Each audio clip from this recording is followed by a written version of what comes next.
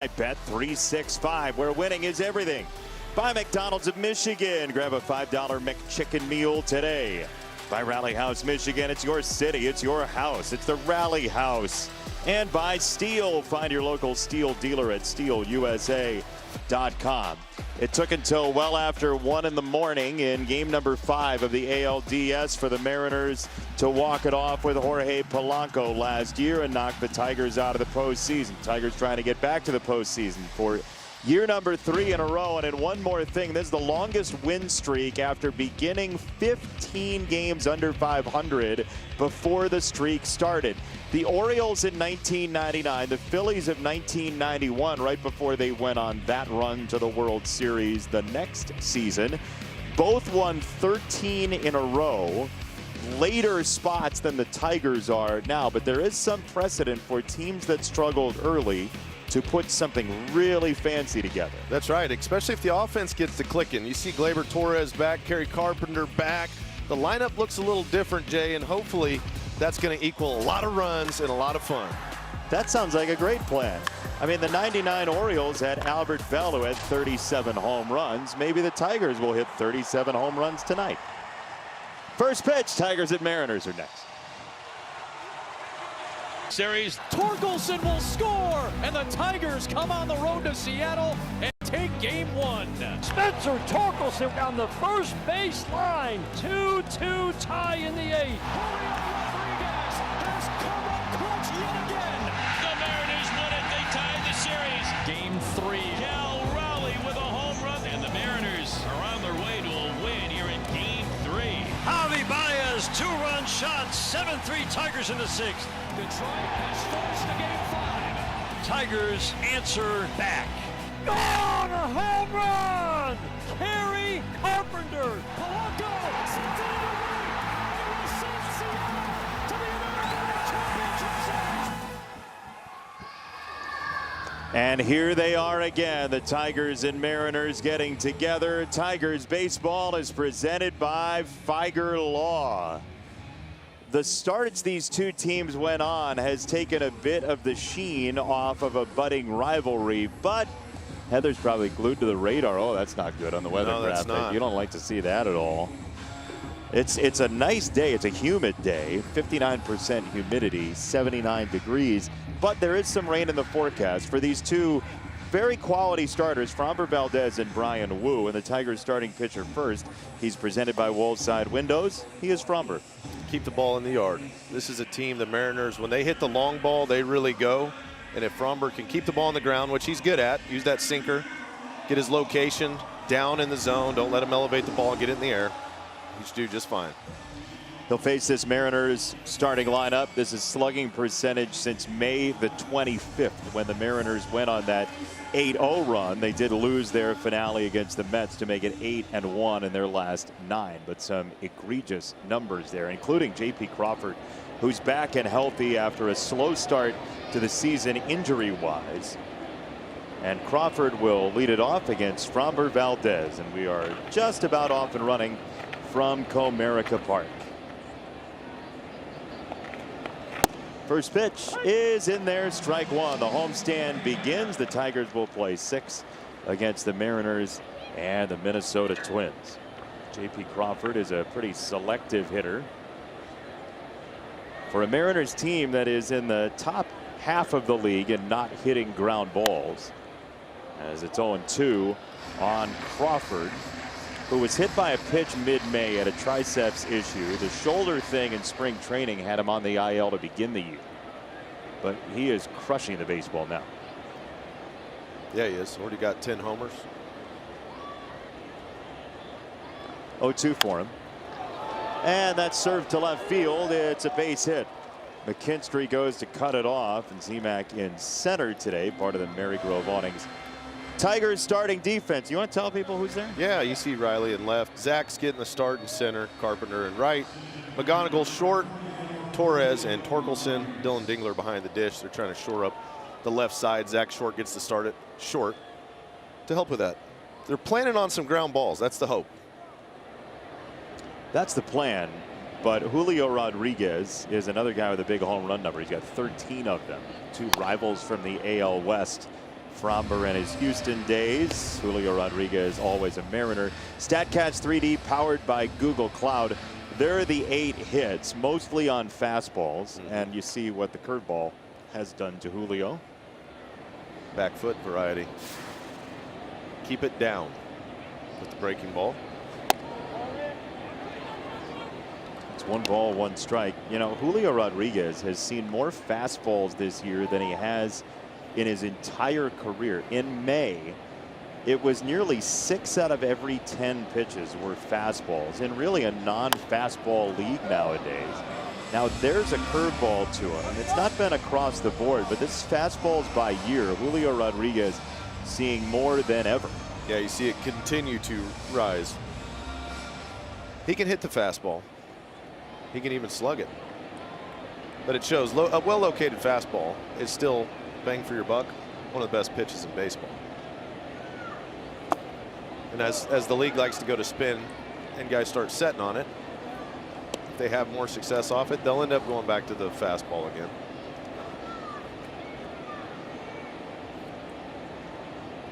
This is how itchy the Mariners are to get in the batter's box. Randy Arozarena is in the closest on-deck circle in human history. There's a base hit for Rodriguez. Crawford goes station to second, and a good start for the Mariners in this series.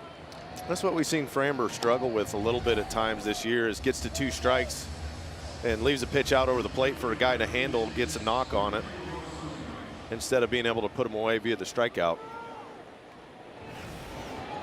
Remember, the Mariners came in here last year and scored 38 runs in the 3-game series in July, which was shocking to the system. It was not the most allowed in a 3-game series in Tigers history, but it was 5 off the pace. It's a lot of runs. They were clicking on all cylinders. Yeah, when that offense left last year, you said that's a postseason team right there, because they can pitch it, and when you got that kind of an offense that can be that explosive, it can be tough to hold a team like that down. That's when Cal Raleigh, who's hurt right now, catcher, had an unbelievable year last year. Yeah. Was doing damage in this lineup as well. Strike 3 called. He tucked in a sinker, 1 away.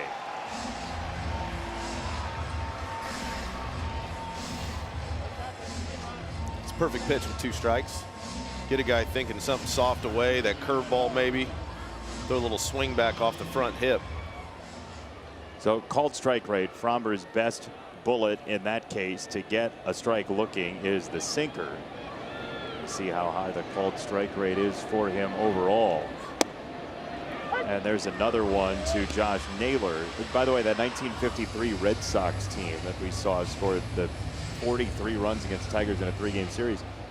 Our old friend George Kell was on that Red Sox. Was he? In 53. Yeah. Jimmy Pearsall. You know, in a series like that, we got a challenge here. Yeah, On the strike, the batter's challenging. It's an ABS challenge powered by T-Mobile. It's a strike. It's a strike. Seattle's got 1 left. Eric Backus is the plate umpire whose strike zone was challenged. Here's another 2-strike count. See if Fromber can find something to put him away with. 0-2. Wave and a miss. The something was a slider that just wafted in the wind. 2 down. It's a nice job. A guy already is not really filling the strike zone on the outer edge. Can't tell if it's on or off on the pitch before. He gets him fishing, starts one away, and then when it's a slider, it's going to keep working away. It's a quick way to run out of bat if you're a hitter. That's exactly what happened to Naylor. And now the right-handed hitting lefty specialist Rob Refsnyder, who is on the roster in that sort of Jahmai Jones, Andy Ibanez kind of way to hit left-handed pitching. For his career, his OPS is 170 points better against lefties than righties. Yeah, he's here to do one thing. Hit lefties and hit them well.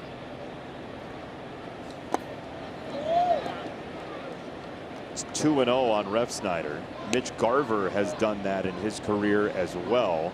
he's done it in a big way this season. Refsnyder has struggled against both sides of pitchers to this point. Slower start.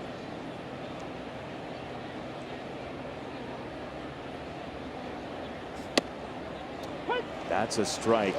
2-1, and the Seattle lineup could use some better work against left-handers. That we've seen it when the Tigers have that spot rolling.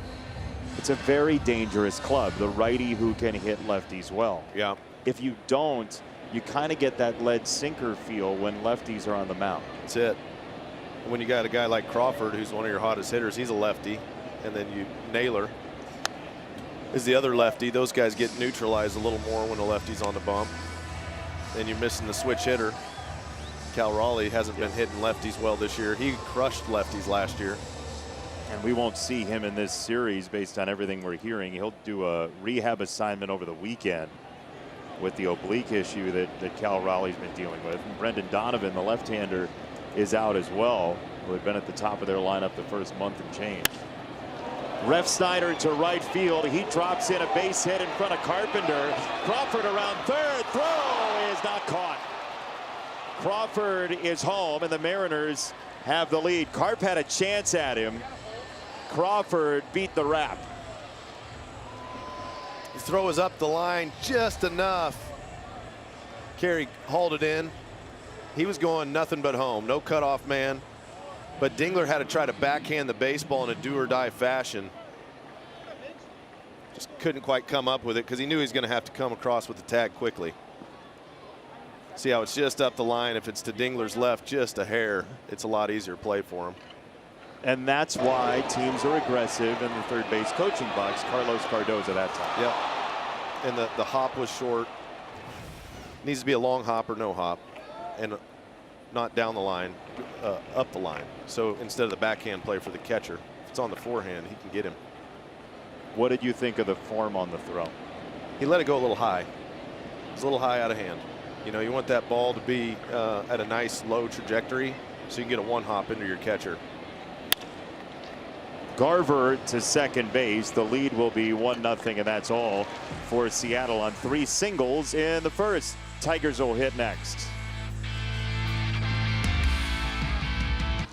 Tigers batting order presented by your Southeast Michigan Ford dealers goes like this. This is extra base hits in the last series. Dylan Dingler had 4, but it was a whole team effort. You see that cavalcade of extra base hits in the top 5 spots in the order. It's 25-7 in the sweep. We've seen when this team slugs, they're very dangerous offensively. This is not the guy that you're generally going to get a bundle of extra base hits against. Brian Wu, the right-hander for the Mariners, 26 years old, is a guy who has ace stuff. He does. He gave up 4 home runs in 1 game. Other than that, he's only given up 2 in the rest of his innings. The sweeper's a pitch that pretty much nobody hits. And the fastball, he works it up and down, both varieties, the 4-seam and the sinker. And it comes out of his hand so smooth. That's what's always impressed me about Wu, is his ability to not max effort, nice and smooth delivery, kind of 3/4 arm slot. And that's a base hit off of one of those fastballs. Shot to right by Gleyber Torres. Nice to have that guy back. Well, this changes the lineup a lot with Gleyber Torres at bat in there.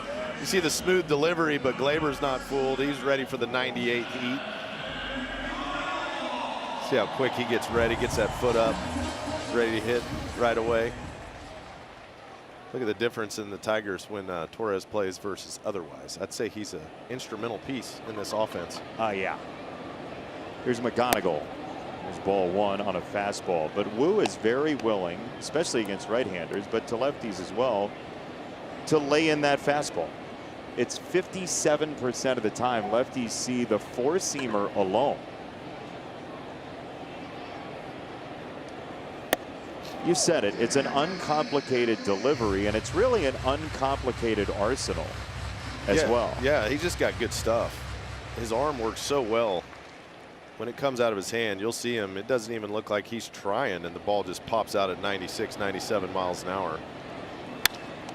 Off of Wu, ricocheting to second base, and Young, who will get 1 out at second. Wu redirected that off his flipper, and it looks like he's fine. He said, just don't even worry about it. I'm good. Don't even come out. I think he said it hit the glove. It sounded like it hit the glove. Yeah, it got him on the glove hand. Ball was hit hard.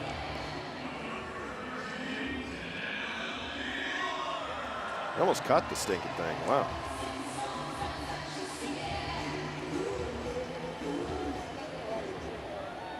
I'm good. I'm good. I promise I'm good. Don't. You rarely see a trainer and manager only get to the dirt out of the dugout. Usually they'll just finish the walk just because. Yeah. I think once he told him that it hit me in the glove, that's when they're like, oh, okay. They've seen him for enough time. I mean, he's made 82 starts the last 3.5 years. He got in on Dingler with a four-seam fastball, and there's out number 2 in the glove of Arozarena. As the Tigers have attacked early here. Arozarena, Rodriguez has a great arm in center, Robles in right, Emerson the rookie, Crawford the shortstop, Cole Young is plus 12 at second base. Defensive runs saved, outs above average, not as positive, but still very good. Naylor and Garver behind the plate. It was -2 defensive runs saved. More known as an offensive catcher in his time in the league. Yeah, Cole Emerson's only 20 years old. He's a shortstop by trade, but with Crawford playing shortstop every day, they move him over to play third base because they want him in the big leagues. That happened just a couple of weeks ago in the middle of May. Colt Emerson was called up from AAA Tacoma a couple hours before first pitch. Yeah. It's a fun time. You don't mind playing third base when you get a call up. No, you play seventh base if it was necessary. 0-1 to Carp. And he grounds it foul, first base side. See there, now he mixes in the rare slider. But Brian Wu's one of those kind of throwback guys that will go fastball first time through and feel fine doing it. Yep. When you got stuff that plays, why try to be fancy? Don't overthink it.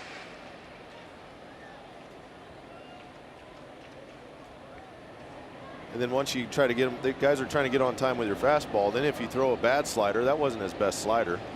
You get away with it because they're out in front of it. Speed them up enough. There's another one to Carpenter. 1 ball and 2 strikes for Carey.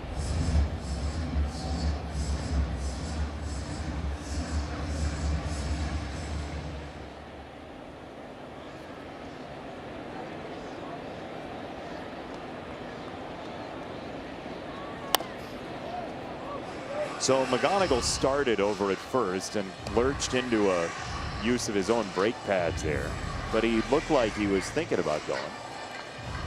Well, we've seen the Tigers be more aggressive in that area. There's a point where you hit and you say, you know what, just go, just try something. You figure the Mariners will think about doing that against Fromber today. They have in the past in the AL West battles they've had. There's a throw to first. You know, it's funny. You get a break like that and you look like you might think about stealing. It's not only the announcers who see. Notice. Yeah. So you might want to keep an eye on the kid over there at first. Looks like he's trying to steal. You see Naylor playing well off the bag for the tag with the lefty up at the plate. Fastball for strike 3, and the Mariners will carry a 1-0 lead into the second inning at lovely Comerica Park.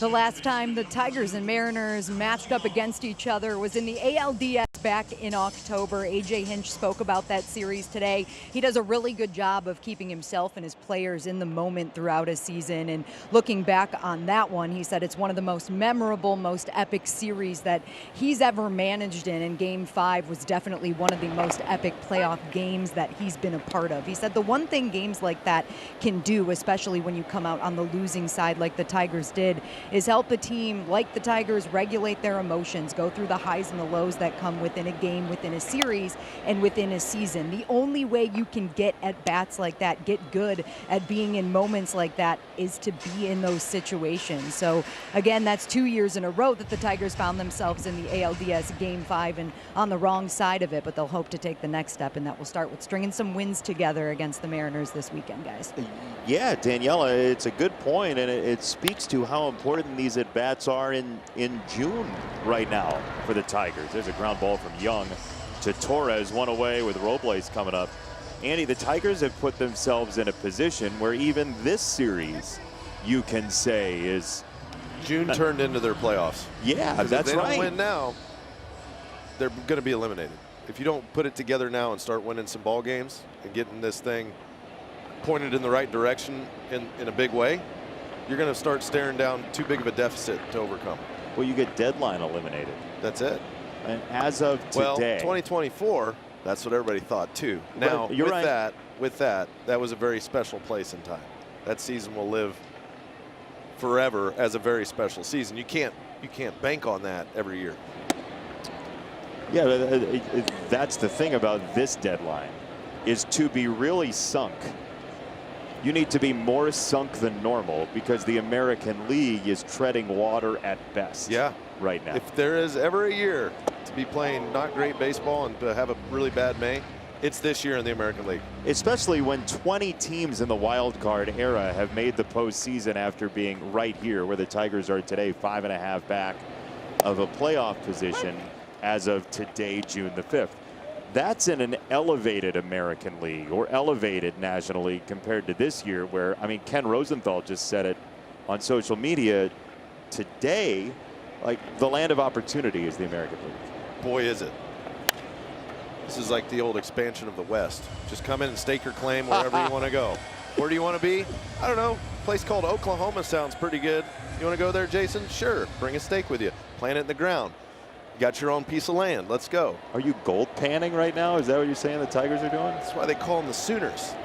It's true. In Oklahoma. 3-2 is a ground ball to shortstop. That is Zach. And his throw is low but good enough for out number 2. So get back, in the health of the squad is paramount because we've seen the difference with the offense with Torres and Carpenter involved. And now if you can get a few more of these guys back who are sitting there having a wonderful conversation about pitching. How cool is that? Yeah, it's like generational stars.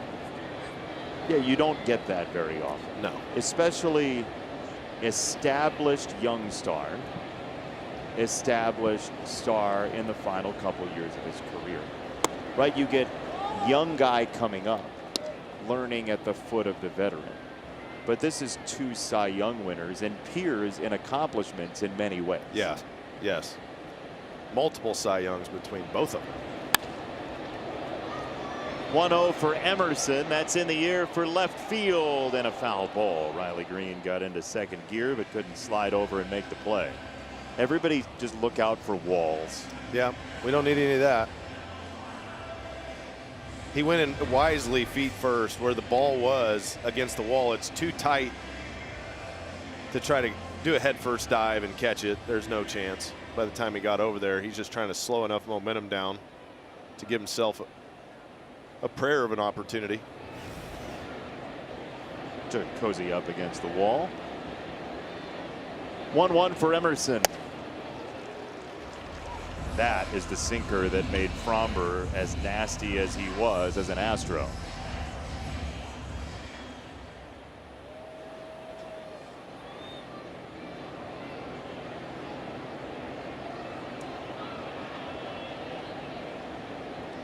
One, two.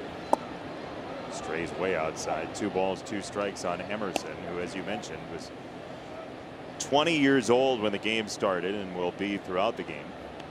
The 22nd overall pick of the Mariners 3 years ago. Out of John Glenn High School in Ohio. Named after the famed astronaut. Oh, was he? Yeah. Well, the high school. I was like, I didn't know an astronaut was in Colt. Old Colt Glenn. Yeah. Circumnavigating the Milky Way. I never heard of a Colt. on the moon or in a rocket. 3-2. Chop foul. He's done a good job since coming up. Struck out a little bit, but I think they were surprised at the slugging. He's got 3 homers already. How about the hair sneaking through the helmet up there? The alfalfa deal. Mm-hmm. He's got some locks. When you got locks, they'll creep out of the helmet a little bit. 3-2 is in there, and he knew it.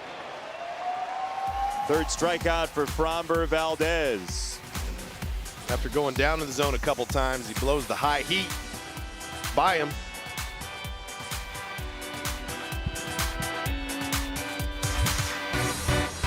A look off in the distance. NFL season is on the way just a couple months from now. And our mystery guest today, who's behind the door, it is Blake Miller, first-round pick for the Detroit Lions. Hello, sir. How's it going? Thanks for having me. Glad to have you. You just finished up a first pitch. Yes, sir. The biggest thing that's happened to you this year, certainly across the board, right? I mean, nothing else, no like big life moments or anything.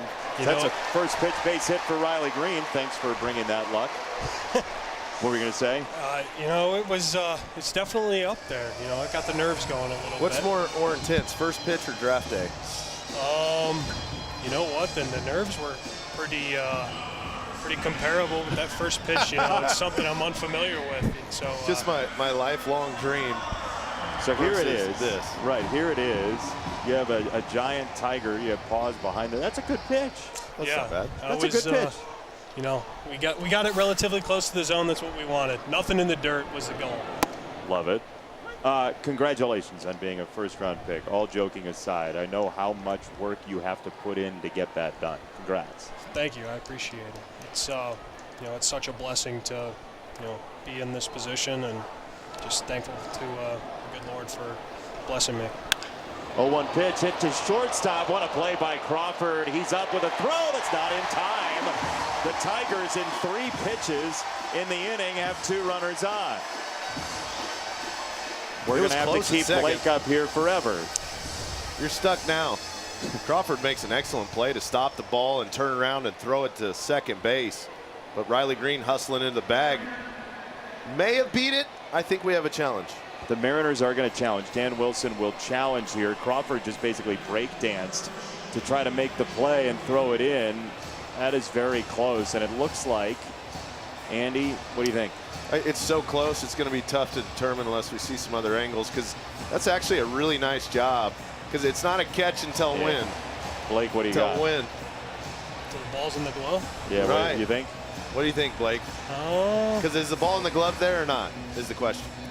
Does he have it secure? It's like when a I don't know if he's got it secure. Catches it, he's got to control the ball, right? Similar in baseball, you got to control the ball. Yeah, I don't know about control there. I think he's safe. See, now you're winning people over. It's very close. It's very close. Let's see what this is. The call's been overturned. The runner's out. Seattle retains. That's not fun. All right. So just your run-of-the-mill 6'4" fielder's choice. And there's one away. Colt Keith will bat. What was draft night like for you?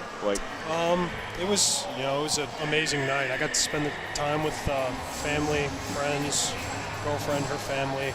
Just kind of share a moment like that with the people around me, and obviously getting that call from the Lions was a dream come true. But also too, just seeing the joy it brought the people around me was amazing. What was the first thing you thought when your phone rang? Just, oh my gosh, it's actually happening. And obviously it's a little bit before with the picks, and just trying to figure out, okay, who's next up, who's the most likely that this is, and pick up the phone and hear Brad on the phone, and it was incredible. 0-1 pitch is clipped foul. 0-2. I read that you were a lineman very early on in life, right? When did you grow into being a lineman? Ever since I could remember, honestly. Like, ever since I had pads on, I was center and a nose tackle, and then come high school time, they pushed me out to tackle. What was that like, center to tackle? It was a new challenge to conquer. It's spiced things up a little bit, and I enjoyed it and tried to be a little bit more athletic, get out there. Do still miss snapping the football every so often. Like to give our guys a hard time every so often, say I can still do it.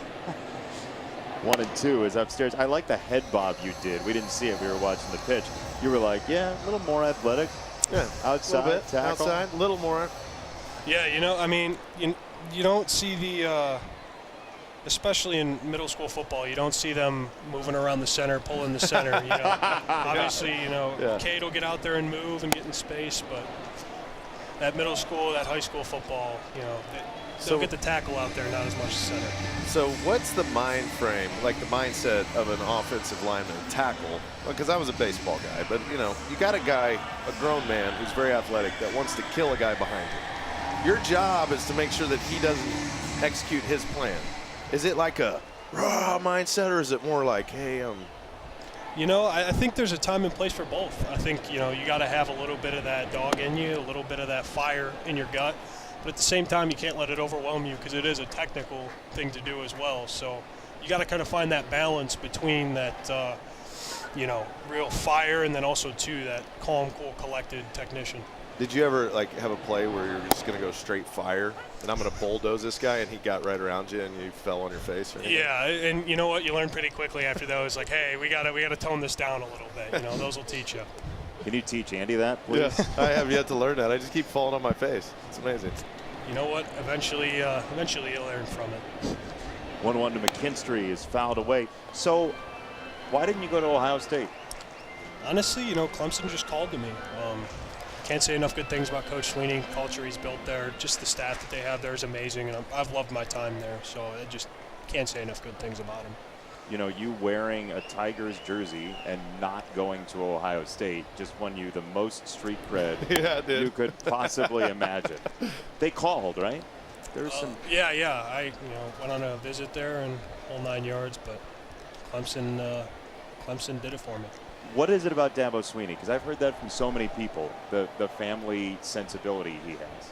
Yeah, I think, you know, just the program he's built, how invested everybody is in that program, and, you know, everyone's rowing in the same direction. He's just authentic. Everyone on that staff's authentic, and, you know, it really called to me. Blake, congratulations. Good luck with the Lions. Thank you so much. Thank you so Awesome, much. man. Blake Look forward Miller, to watching Lions you play. first-round pick.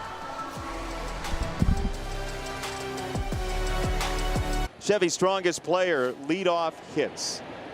Joey Cora and J.P. Crawford very close on that Mariners leaderboard. Joey's a great second baseman for the White Sox, for the Mariners, etc. I don't know that either of them is going to catch Ichiro. I don't think anybody ever will in the Mariners uniform. He held that spot down for a lot of years and was as good as anybody. And you think about it, it's not like Ichiro showed up when he was 20. No. You know, he was a fully formed player from in Asia. Yeah. And then came here and did what he did for a long time into his 40s with the Mariners, and he retired a Mariner, but a stop with the Marlins as well.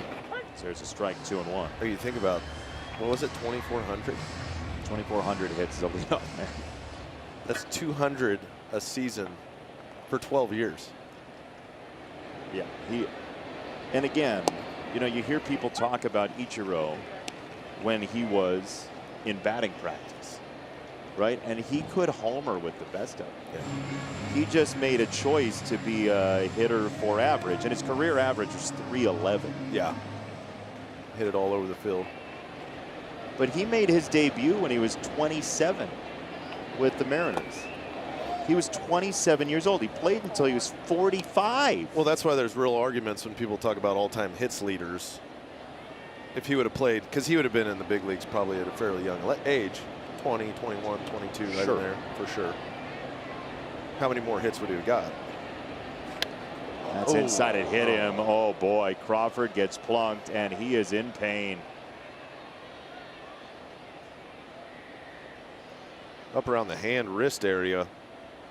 Sinker just kept coming in on him. Oh, no. That's not what the Mariners need. One of the hottest bats on this team, J.P. Crawford. See the sinker? He's staying in there because it might be a breaking ball by the time he sees it. Hits him on the little back of the hand.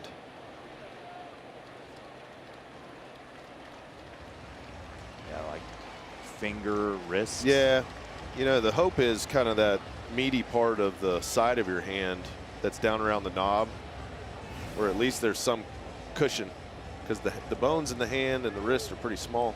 Here, if I give you my hand, will you just do a demonstration of where it hurts most and where it hurts least? Yeah, this part right here is where you want to get hit. Yep. You do not want to get hit on this part right here, okay, where the little phalanges are. Okay.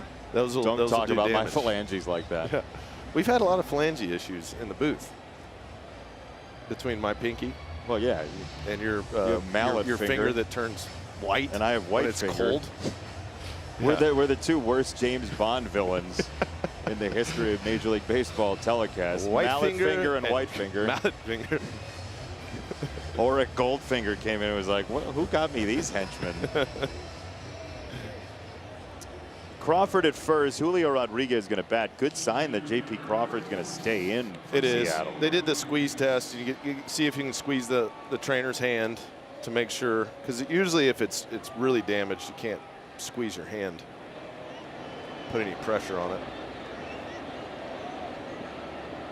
He's at first. Rodriguez, the batter, and Julio fouls it off the top of the net, and then has to duck as the ball comes back to visit him.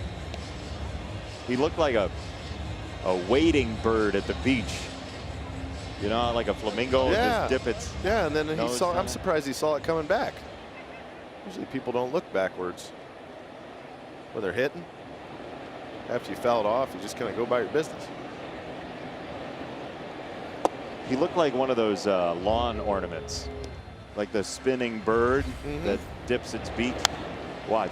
Foul ball off the top of the net, and then he realizes it's on his way. Look. Oh, a little bounce. That was smooth. It was. That wasn't the Benetti panic that we've seen in the booth when balls come anywhere close to up here.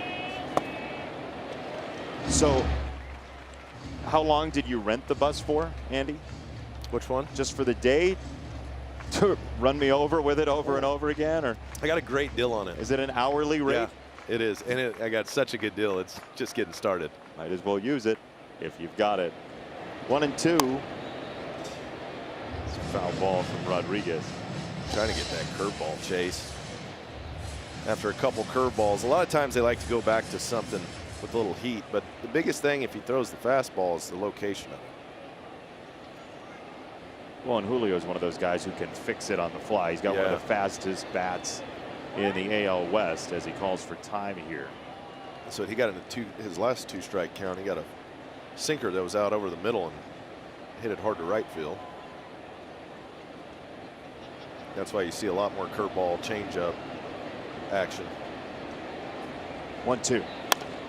On the ground right at short. Torres waits. Torres turns. That is a double play. It's our Allstate Good Hands replay, and it was picture perfect. Boy, was it. Right out of the hand of Framber was a changeup. That's a chest-high bounce to Zach Short. Easy turn for Glaber. And I believe they call that tailor-made. Oh, yeah. He was hoofing it down the line, by the way. That had no business being that close. He can run. Great athlete. 2 out for postseason hero Randy Arozarena, who takes ball 1.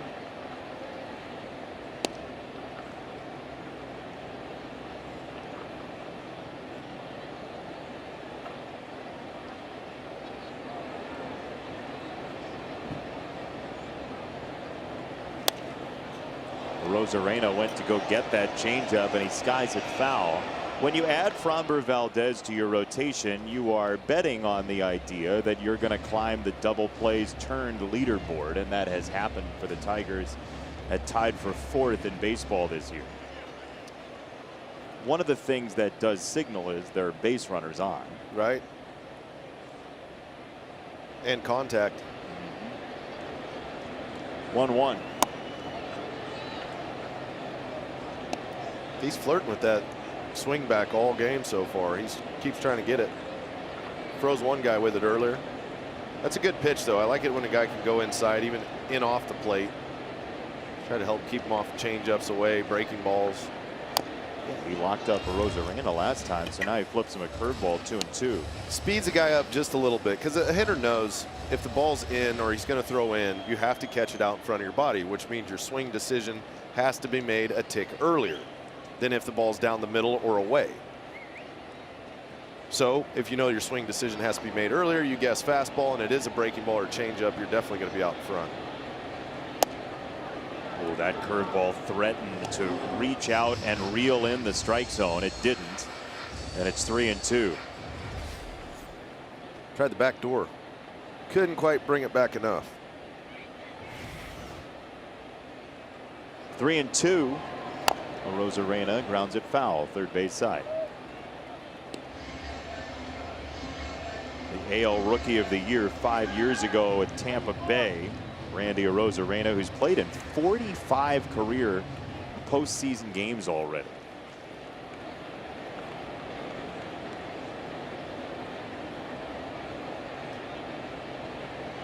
Three and two from Fromber. Right at short. Zach loads up and ends the top of the third. 1-0 Mariners.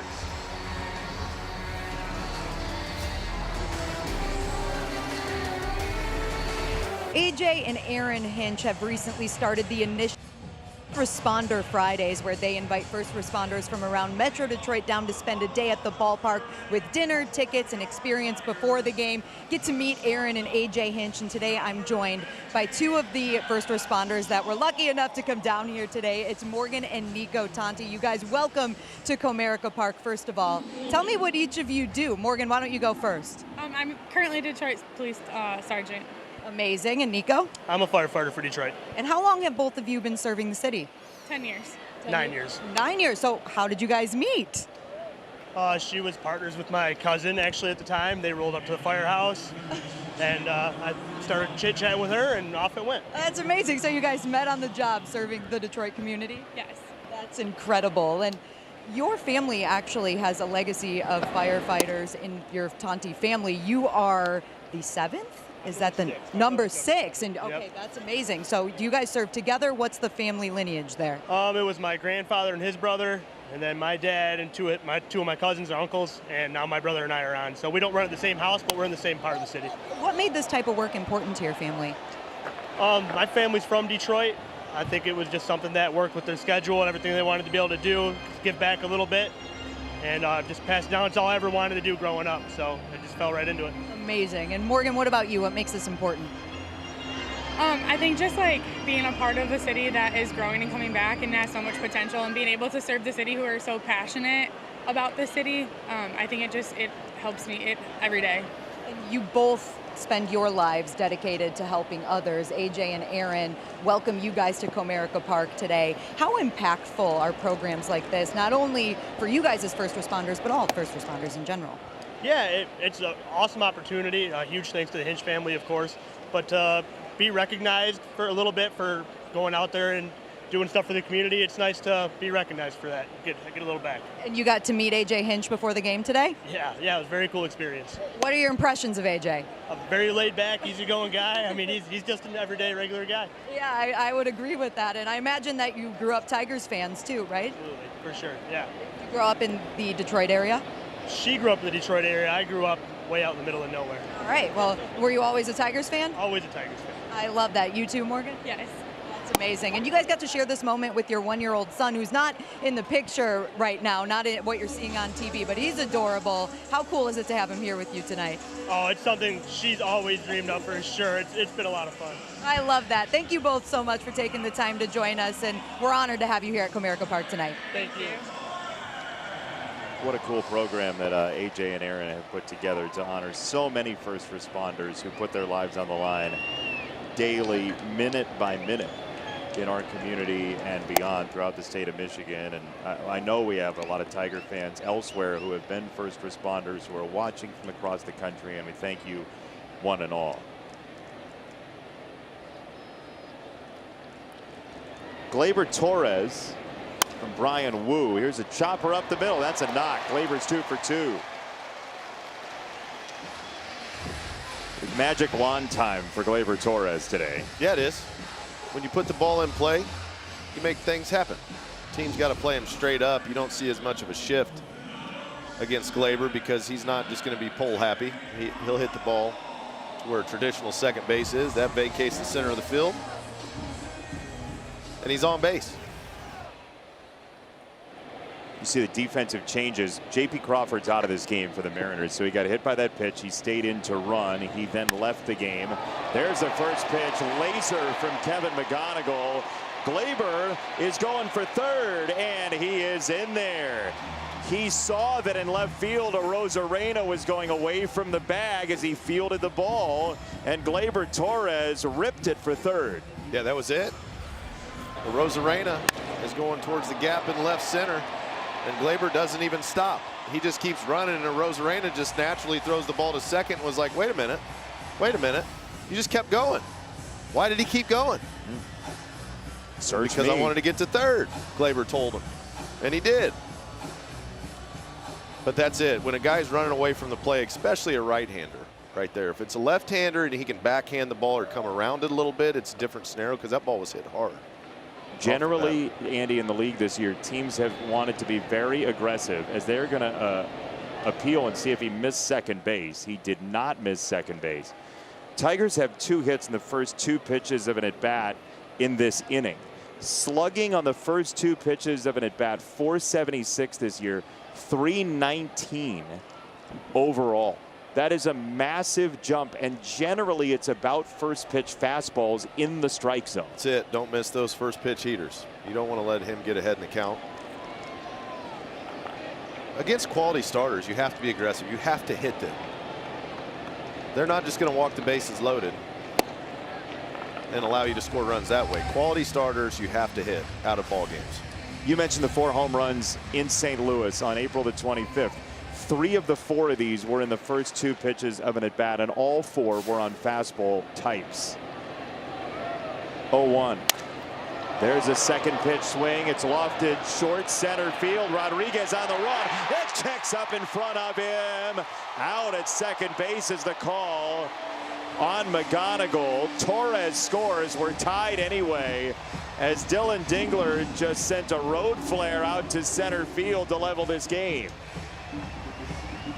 The base runners had to stay put.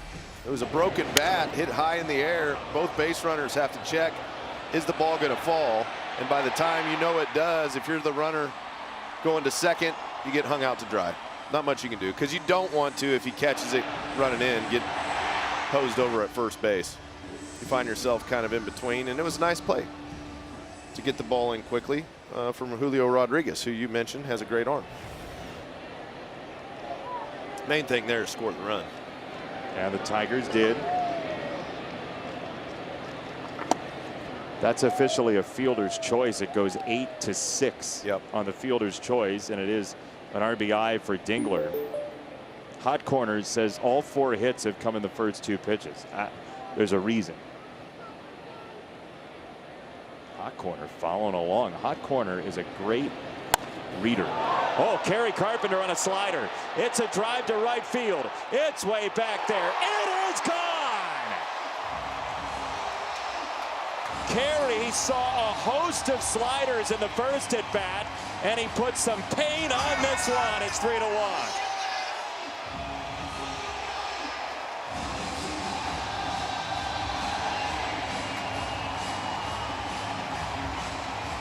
The difference this guy makes in the lineup is huge.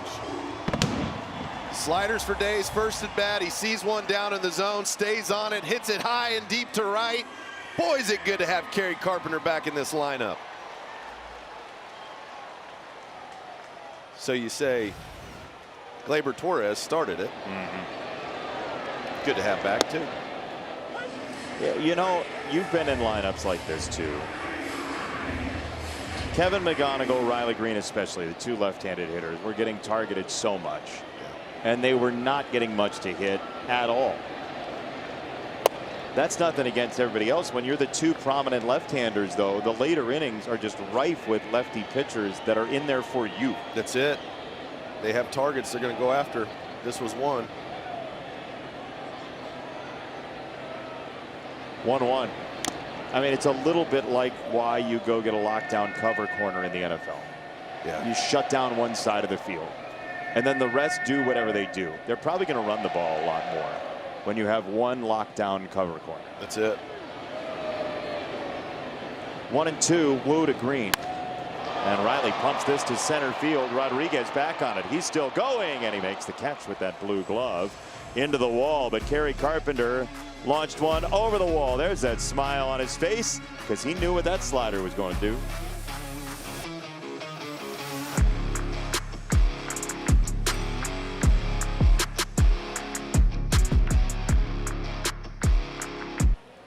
Stream Tigers baseball all summer long for just $19.99 a month on Detroit Sports Net, presented by Bet365. Subject to national exclusivities. Terms and conditions apply. Don't miss a minute of the action and subscribe by visiting tigers.com/Detroit Sports Net. Hit that QR code there if you want to watch more Tigers baseball this summer. If you're watching across our affiliates throughout the state and beyond, on Fox here locally, wherever you might be, we thank you for popping on by. And once again, it kind of feels like those "Don't Let the Tigers Get Hot" shirts are going to be flying off the presses. Do you still have one? That was Somewhere. 2024. 24. Yeah. Jake Rogers said, "Don't let the Tigers get hot," and they got real hot. Nobody listened for about a year. Yeah. So there's a bunt, third base side. It's McGonigal who has no play. Josh Naylor's a big dude, but he's a crafty dude. That he is. Get a tough lefty on the mound, and he struck you out in your first at bat on a pitch that was in the other batter's box. You think to yourself, I don't know if I have much chance to put one in play swinging it, but I know that there's a big vacancy over there at third base because McGonigal is going to be playing almost where shortstop would be. Let's see if I can get on base for my ball club, and he does. That is the third career bunt hit for Josh Naylor. Here's ball one for Ref Snyder, who came through for the Mariners as the third of 3 singles in the first.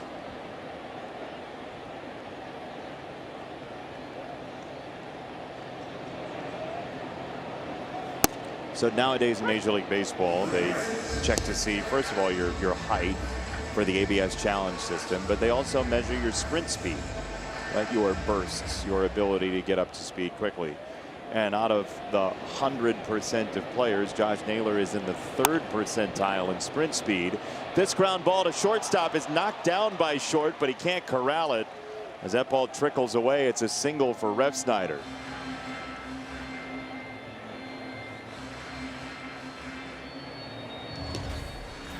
Ball was hit off the end of the bat. Not hit hard, but you see he caught it in the palm. His thought was, I'm going to have to catch this on a little bit of a dive and get up quickly to throw the ball, and didn't secure the ball first. Because to have any play there, you got to catch it while you're about coming up to be able to flip it over to second or have a shot at the guy at first. Let's see how Fromber gets right back on the horse to try to pick up another ground ball. Yeah, you don't blame a pitcher for being frustrated for something not being made, but it's also completely unproductive to be frustrated about something like that. It is. You got to stay positive. I mean, every guy behind you is not trying to not make a play, and that wasn't a routine play by any stretch of the imagination. Oh, not at all. 2-0 on Garver, though. Just where you got to be careful. Garver's got some pop.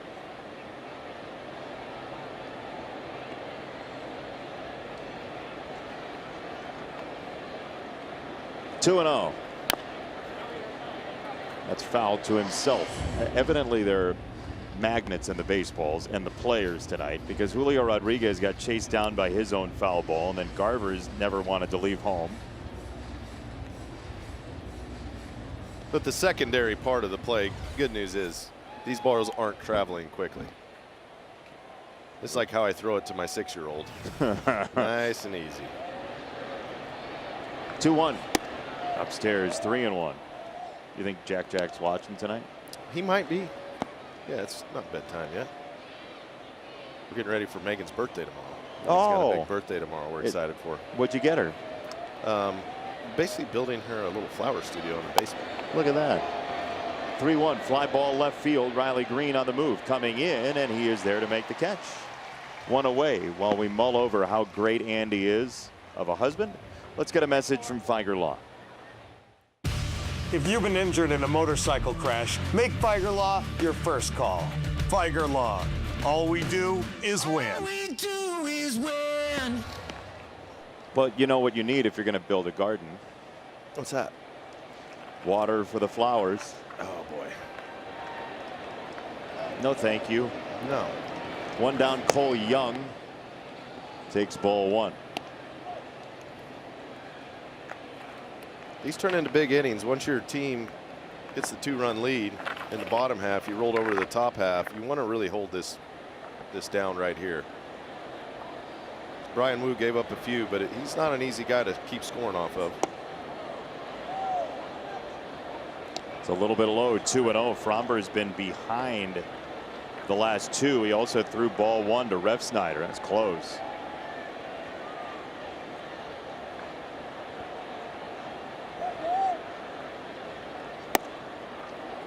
That's a strike, 2-1.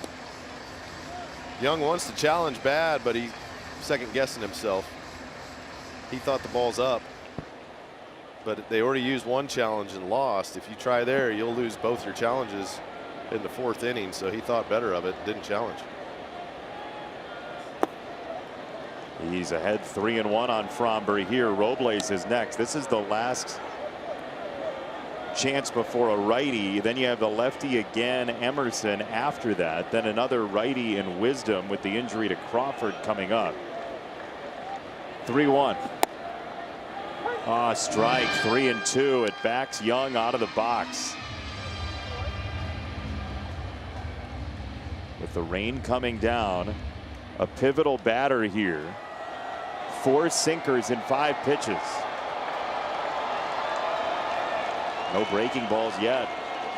3-2. There was a slider. It's lifted to left. Riley's back on it with the rain coming down in his face. He makes the catch and 2 away. Big out for Fromber. Big execution in a big spot by both pitcher and defender. Perfect slider on the outside edge. Not a bad swing from Young. Hit it decent. Riley tracked it down. But still got to get out of this inning with the righty coming up in Robles. It is the 29-year-old former Washington National who was part of the World Series team 7 years ago. He hits a dart down the left field line. That is foul.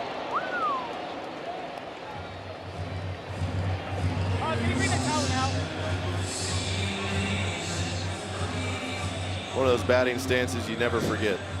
Yeah, and one of those souvenirs you never forget. He got all the pain and none of the fun. The ball jetted off of his hand. Coming in hot. Oh, it got the thumb. Yeah. That's why you wear a glove. The kid next to him had a glove on.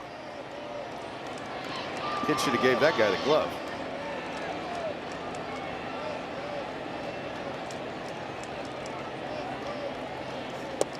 Swing and a miss, 0-2. The dude that dropped the ball or got hit by the ball looked a little bit like Josh's friend in Big. Remember Big? No, Big what? Tom Hanks. I don't know if I ever saw it, but he looked like a friend. A little bit. Take your word for it. Yeah. How about strike 3 here? No, sir. Check swing. He didn't go. 1-2. That's a well-located curveball. That's the back foot curveball. That usually gets swing and miss. He went after the one right before that. The pitch before was a curveball, similar location. Couldn't get to, laid off that one. See what they got planned for him. 1-2. 1-2 is grounded foul. It was a changeup. Well, after you hit an absolute bullet just foul off of the fastball, catchers go, you know what? I don't know if we want to play that game much anymore. Here's the curveball. Here's the changeup. Stay out in front.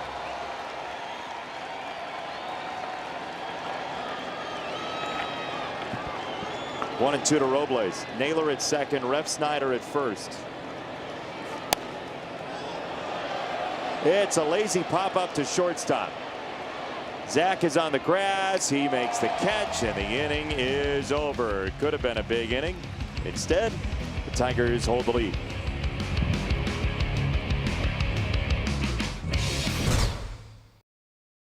I talked a lot during May about our inability to piece at-bats together. One good at-bat followed by another good at-bat.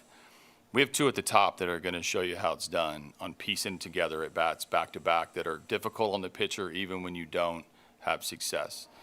Now you factor in the danger that Cart brings. Riley's been doing his thing pretty much the entire season, and you just start to see more areas of the batting order that who can produce. That's exactly how that third inning played out. It started, as you said, Andy, with a Gleyber Torres single, McGonigal base hit, and then Carey provided the punch. Yeah, everybody's got a role on a ball club. These teams are designed with that in mind. And when you start losing the people who are best at specific roles and you try to add other guys in that maybe that's not their role, but you got to expect more out of a guy, then it puts more pressure on him in the lineup. And when guys put more pressure on themselves, usually that's not a good sign. Then you get your everyday, your regular guys back in the lineup. It changes the scope. Everybody can go back to what they do best. And when you're one of those guys who's seen the casualties, right? All the injured guys around you. Torque is one of the guys that's been in the lineup for the balance of the year. Riley Green has been another one of those guys. You love the people in the clubhouse, but it's not the same. Daniela, you talked to Riley Green about that. Yeah, I did. And he said, obviously, the entire lineup gets better when you get guys like a Kerry Carpenter and Gleyber Torres back in there. It sets Riley up a little bit more, though, when you have guys that are constantly getting on base and producing offensively ahead of him. And let's be honest, there are guys in lineups that each team circles, right? And Riley's always one of them. It's a ground ball to third. That's wisdom. It's the defender wisdom, but it's also wisdom from Daniela. I was going to say, really? Is that wisdom? Was I spitting wisdom on you guys today? Felt like it. No. She was like, is that a compliment? I'll take it. No, that's wisdom at third. I learned it in Italy, guys. Yeah, how was your trip, by the way? How was your trip to Italy? It was phenomenal. That is an experience that I hope everybody can have at one point in their life. It's so different from anything here. It's so much fun. The food is as good as advertised, and so is the wine. It's spectacular. Hear how her voice dropped when she said so is the wine. That ball's hammered to first and foul. It's just foul, just wide from Colt. What were some of your favorite dishes? Well, we had a lot of seafood pastas, Ooh. which were amazing. But I ate so much pasta, and I love a red sauce, a spicy red sauce, a meat red sauce. I tried them all. I ate a ton of pasta and a lot of margarita pizzas. Yeah. Have you ever had a tomato pie, by the way? It's like just sauce. There's no cheese. Yes. It's incredible. Phenomenal. So good. Ate a lot of those, too. A lot of those. Daniela's leading into the idea that she bought an apartment in Italy and will be spending most of the baseball offseason. Do they have a Major League Baseball team in Rome yet? She's applied for the job as Major League Baseball ambassador to the Vatican. 1-1 for Colt Keith from Wu. 1 out, bases clear, 4th inning.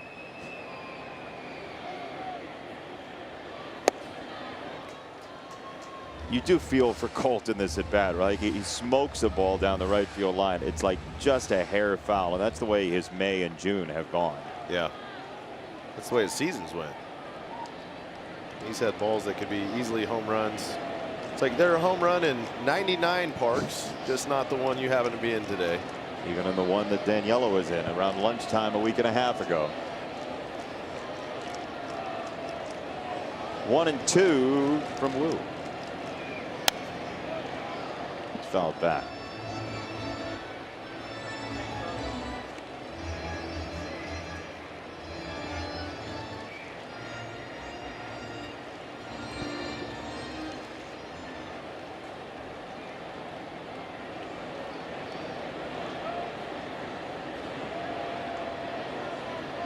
One, two. It's downstairs. We do have the compelling bit of art of the kid trying to put the sun hat on the adult right behind home plate. So as the pitch comes in, I don't want to distract you, but there's a kid trying on the sun hat and then putting it on the adult as well. Now Yeah, they both have there one. you go. It's a good fit. Perfect weather for sun hat giveaway day. That's kind of the way it's gone so far this year. 2 down here in the 4th. There is nothing more joyful than watching a kid find an object that's not a toy to an adult, but it's the greatest toy ever to a kid. It'll keep him entertained for hours. This big hat, it could be a lot of things. It could be a Frisbee. It could be a bucket. It could be a glove.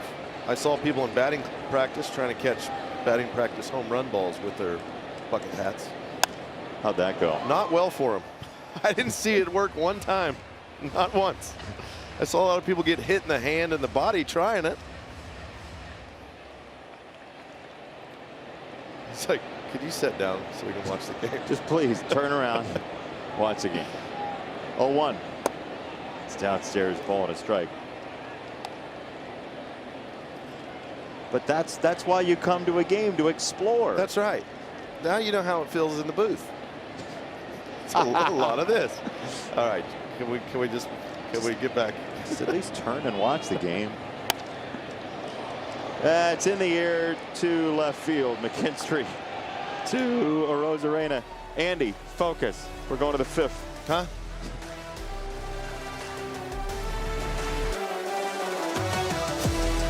Sam, best call. First time through, second time through. Fromber has sprinkled in the curveball and changeup some more. Not shocking. A lot of guys like to establish the fastball early and then start mixing other varieties of pitches in. If they can get through not showing the curveball to batters early on, that's good. The more times a hitter sees a pitch shape, the more they tend to recognize and get on it. I've just never been a big fan, unless a guy's a bullpen guy who's got elite slider or something like that.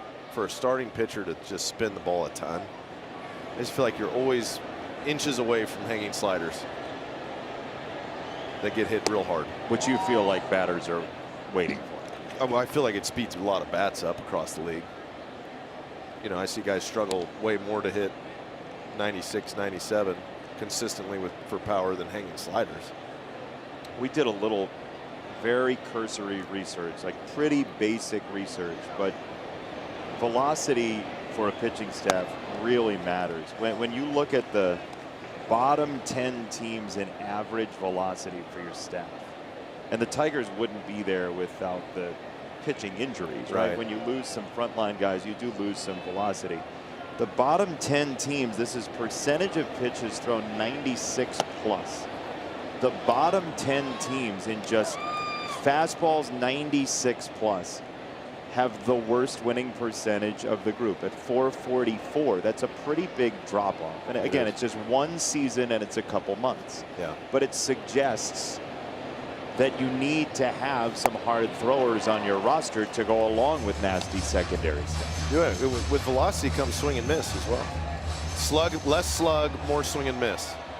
So if you want a team to score less runs, strike them out more and don't let them slug as much. Velocity solves 2 of those problems. Yep. Generally. Check swing. Did he? He did not. Third base umpire James Jean waves it off. Fromber thought he went.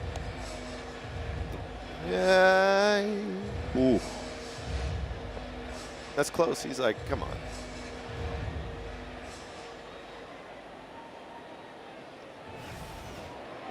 That's as pleasant of a reaction as you'll get on a non-strike 3. 3-2 for Emerson. Oh, he took strike 3 again. Second time he's looked at strike 3 in a pretty hittable location. Yeah, he's that curveball's got him thinking, I got to wait on the pitch. And you see his front foot didn't get down until the ball was almost in the hitting zone. And if that happens, you got no chance. So that tells you he's thinking about that curveball and trying to stay on time with it instead of the fastball. He's the first out. Here's Wisdom in his first at bat. And a foul ball, strike 1.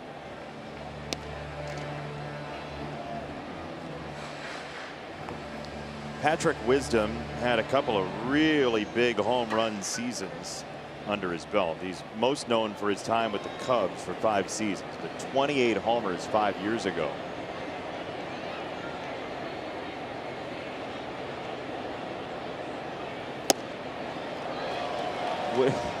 Is that the Three Musketeers or Major League Baseball? Perry, D'Artagnan, thrust. Olay. I think about a quarter way through the swing, he's like, I don't want to hit that pitch. And he changed his swing. Yep. 0-2. You had to figure that that was going to be the end result there. Not seeing it well out of that left hand currently was Wisdom. After an awkward swing on a fastball, they go change up. Get him out in front. Dirt Cam. Did he go? Okay.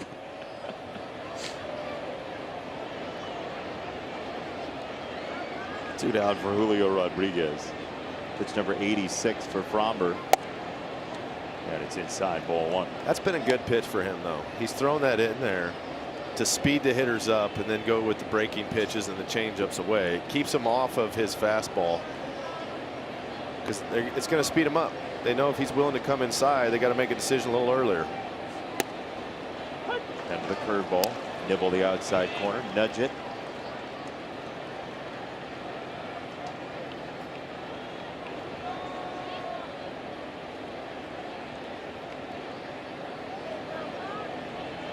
There's a Rosarena on deck. He's going to end up with an IMDb page for just on deck hitting before the end of the night. He is as close to the batter's box as any on deck hitter in a while. He's our CNL award kind of on deck hitter. He's just feeling it. He's antsy. A lot of these guys want to try to see the ball out of the pitcher's hand, I assume. Sure. Get a couple more looks out of it. As long as he's not in front of the pitch timer. 1-2 is upstairs, 2-2. But you see location. He went in with the fastball off the plate. He goes up out of the zone there. Both of those pitches get a hitter sped up. They have to make a swing decision very early to get to either one of those. A lot of times he's followed it up with something soft. Close, no cigar, 3-2. There's that sinker that he's testing the waters with the outside corner.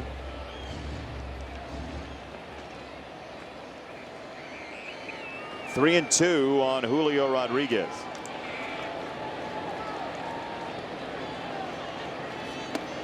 And Julio takes ball 4. First walk for the Mariners tonight.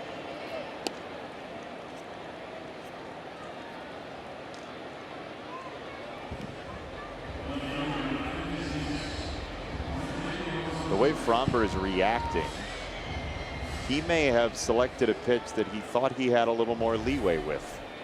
2-2? I think he threw the curveball to try to get swing and miss in a 2-2 count. It was 3-2.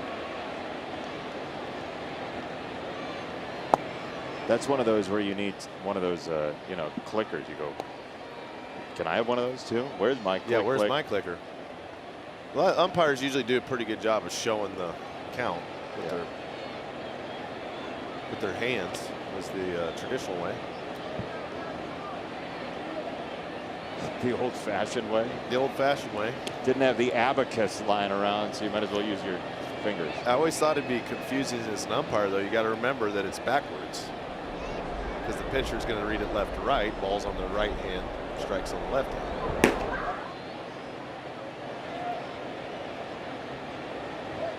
There goes Rodriguez. Throw down to second. He got a whale of a jump, and the Mariners steal their first base tonight against Fromber Valdez. We're going to get a challenge of the pitch. So it's a Feiger Law pitch challenge. Seattle's out of them. Seattle's out of them. No more of them. You ain't got none left. Can't challenge here. You ain't got to go home. Eric Backus going shorthand. Seattle's out of them.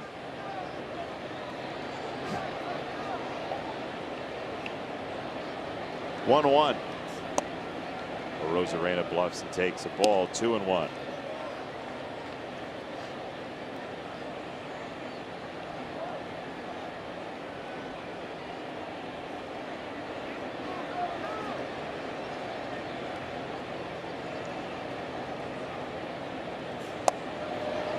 The Mariners have seen Fromber Valdez as somebody they can steal bases on in the past in an Astro uniform. That's right.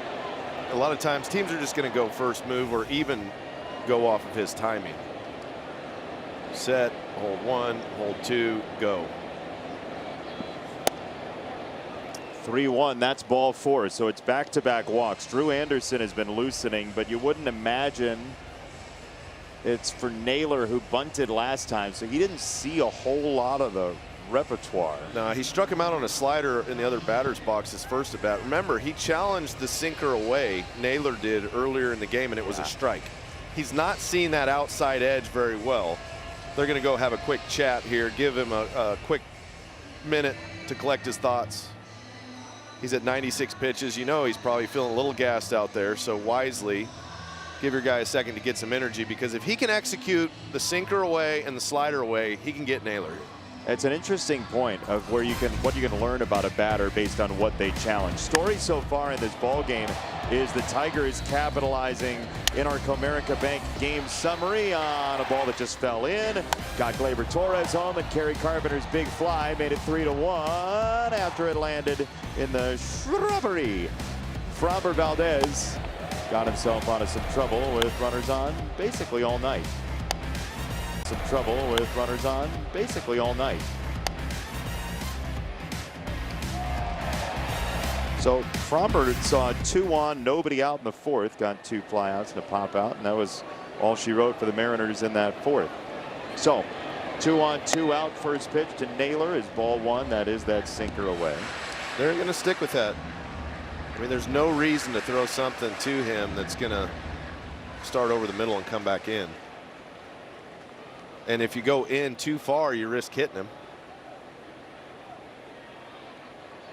See Naylor kind of thinking it over, like, where is he going to go now? Well, he's going to throw you away, or attempt to. 1-0. It's 2-0. So let's not put the cart before the horse, but it's worth mentioning. Ref Snyder's next. If Anderson comes in, it will either be Luke Raley, who's a power bat off the bench, or Dom Canzone, who does have some power as well. It won't be Ref Snyder against Anderson, you wouldn't imagine. No. So a decision point forthcoming, maybe. Spin, throw to second, and Rodriguez just gets his tiptoes back in. He was hopping off the bag in a major boisterous way on the previous pitch. Yeah, you see him right there coming off the bag. I don't think he was going anywhere. I think he's just bluffing. 2-0 to Naylor. There they go now, and no throw either place. Double steal for Rodriguez and Arozarena.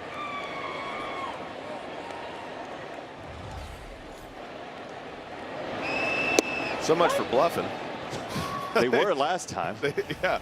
And then they're like, oh, you're going to pick? You're definitely not going to pick twice in a row. Got to go at the hitter here. 2-1. Hit foul, twisted wide of first, 2-2.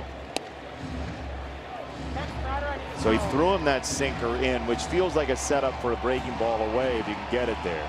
That's what he got him on in his first at bat. He threw one away. It ended up in the other batter's box, and he swung at it. I don't know why you wouldn't try it.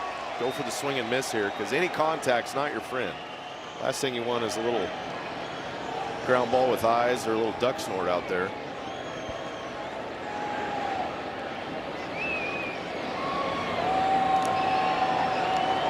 Julio Rodriguez is halfway to home. He is. Yeah, Julio is literally halfway to home plate. Nobody's covering third. It's 2-2 from Framber. Here we go. Naylor checks his swing on a ball low. He loses his helmet, and he keeps the at-bat going. 3-2. Yeah, Rodriguez is taking advantage of McGonigal playing off the bag over at third, and Julio just keeps walking the line. He's trying to get the attention of Valdez. Jumping around over there, trying to distract him a little bit. I mean, he's in a position where he could literally try to steal home. Very good possibility. The Mets double stole home against the Mariners a couple of days ago. This 3-2 is rolled softly to second base. Torres is on it. His flip ends the inning. That's how you get out of a jam right there. Keep working hard, Haas. Get after it. Energizer Max is up to 100% longer lasting. Baja Blast Home Runs presented by Mountain Dew. Blacata! This MLB season, when a home run clears 420 feet, fans can score a free 20-ounce Mountain Dew Baja Blast. Register now at BajaBlastHomeRuns.com to unlock the offer. Time for America's fastest growing sensation. What is that? Oh, my. We played it with that. Yeah. That's a unicorn cyclist. Yep.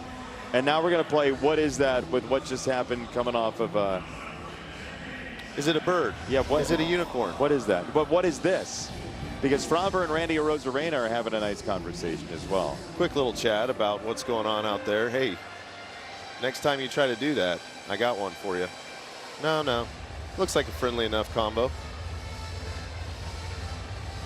Yeah, there's some smiles, some laughs, maybe about the double steal. I think What is that? Arozarena wanted to hit a home run. Oh. Framber's like, I'm not going to let you hit a home run. Right there. Like throw me a pitch. Yeah, throw me something. I see. No, I'm not going to give you one right down the middle. Oh, you want a cookie? Not today. Great job. We're going to get you the What Is That home game. That's where Denny Blunt and our TV crew just comes to your house and plays a bunch of videos, and you have to say, what is that? That'd be a fun game. It's flying off the shelves. A unibird. Is that what that was? I think so. 1-0. Zach Short fouls it away. You know, every once in a while on our scorebook, we get a batter-pitcher matchup that suggests like a full sentence. It's like when Ric Flair was kind of bored.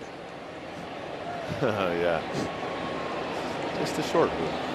1-1 is chopped foul, third base side. The Tigers have already scored 3 or more runs in this game, so tomorrow visit a participating Arby's location and get a free small order of curly fries.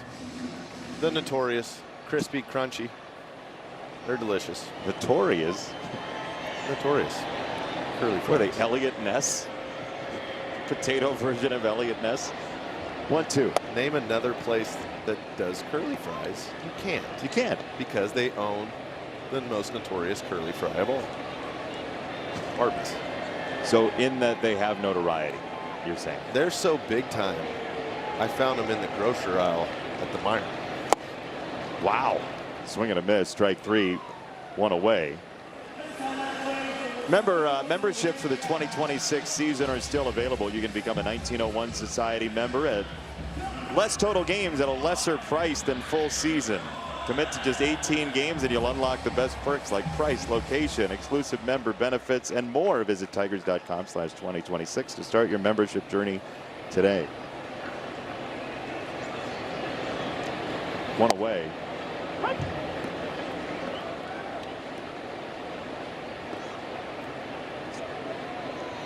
Glaber's 2 for 2 on the day. He started the big inning back in the third with a base hit up the middle. Scored a run as he goes after that sweeper and pops it up. First base side, foul ground. Naylor right by the bag, makes the catch, and there are 2 away. You like the plan against Wu tonight for the Tigers? Be aggressive. You face legit starters. You have to let your presence be known in the batter's box. If you just start taking pitches, they get ahead in counts.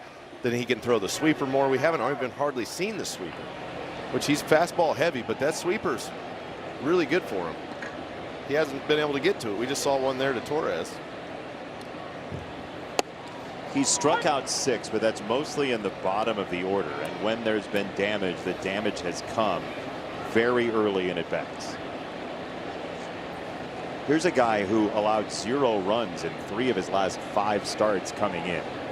Brian Wu, who went to Cal Poly, who played earlier today in the Super Regional round in lovely Morgantown, West Virginia.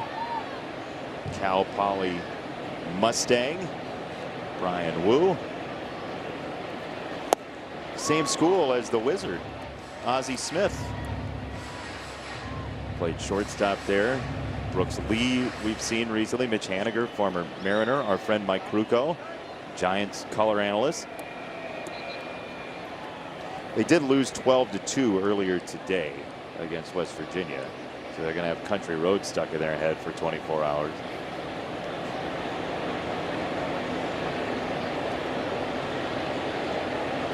It's almost heaven until you're the road team.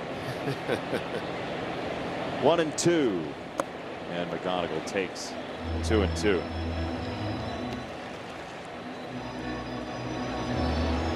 sure Casey Mize somewhere is glued to a television with Auburn just starting against Ole Miss in their Super Regional opener.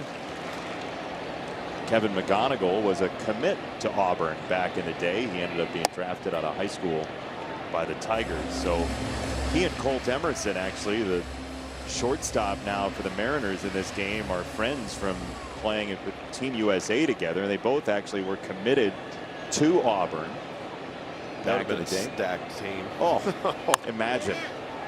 Ground ball to first. Naylor gets handcuffed, gathers, and wins the race. Then he runs into McGonigal. So that's the out. I mean, that is very reminiscent of the Max Muncy play from last night between the Dodgers and Diamondbacks. Less carnage, but this could have been really bad.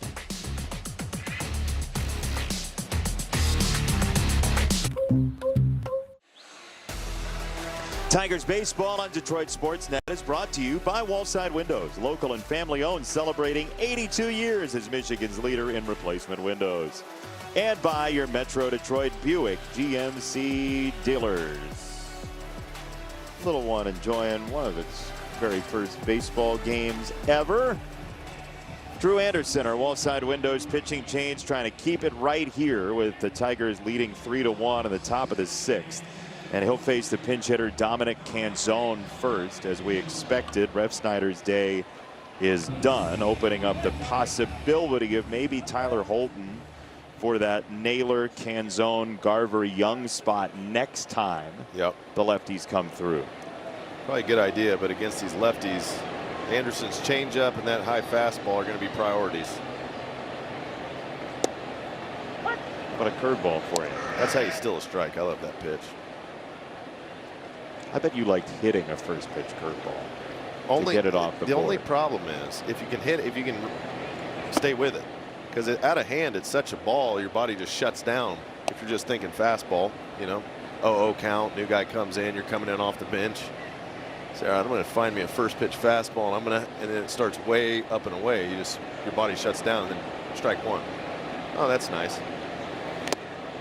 Then he goes to changeup, and you go, now it's 1-2, and I haven't seen a fastball for a strike yet. What am I even doing here? It's a fun league, the MLB.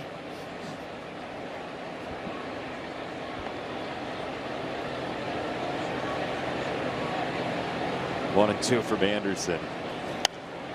Now he gets a fastball. Now you're going to give me a fastball when now I'm looking changeup or breaking ball. I'm thinking something a little softer.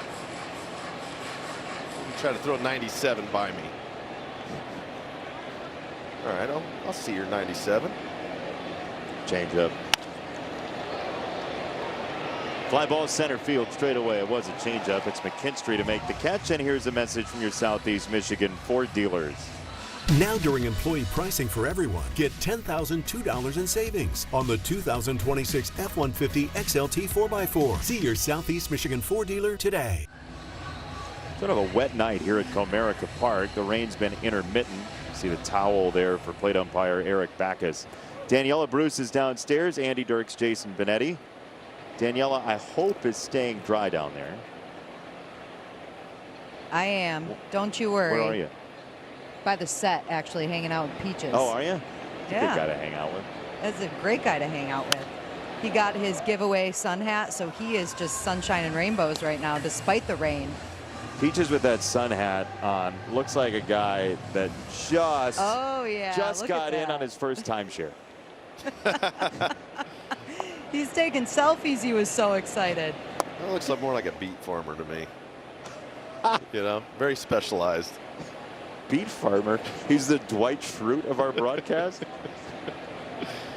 He just let me know that selfie was being sent to his wife. He was like, "How'd you get that?" Who did take that picture? Me. You did? Of oh course. my gosh! Not only did you take a there's no safe creeper place picture of around the Bruce. Yeah, and then you sent it to our crew. No one is safe. Wow. 2-1. Fouled away 2-2 on Garver.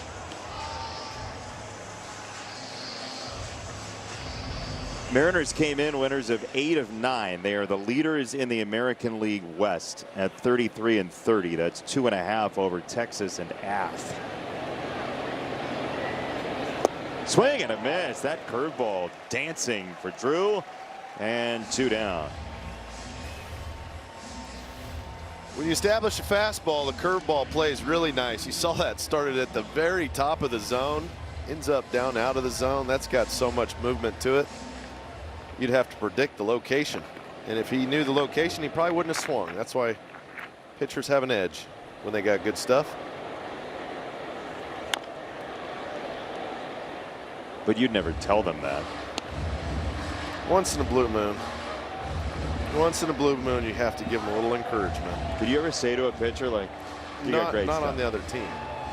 Maybe later, not during the game. Okay. But your own guys, you have to be kind. Say, wow, that was really good. Well done with that curveball that started up out of the zone. No, I used to feel bad for teams when they'd face like Verlander or Scherzer in a day game. It's like, you know, August day game, and Scherzer, Verlander, those few years, they'd come out just throwing fuzz, just nasty breaking balls in on the hands, and I'm like, those poor guys on the other side right now. They were awake until 3:30 in the morning. Yeah, just getting mowed through against those guys. I was like, oh, I feel bad for you. 1-2 from Anderson. Just have to wait so long for that changeup. It's skied to left. Green lays out and makes the catch. Riley Green says, I got it. Don't worry about a thing. Playing on both sides of baseball. This is the defensive side of the ball. Concentrate. Elevate. Get that guy. For your guy, Drew Anderson. Our Bet365 scoreboard has the Tigers up 3-1 in the bottom of the 6th inning against the Seattle Mariners, who you would think would be well equipped for this kind of weather. But they play with a roof over their heads in Seattle. There's ball 1 to Dylan Dingler. He's got Dingler on a couple fastballs in so far. Went with one there. See if Dingler can make an adjustment.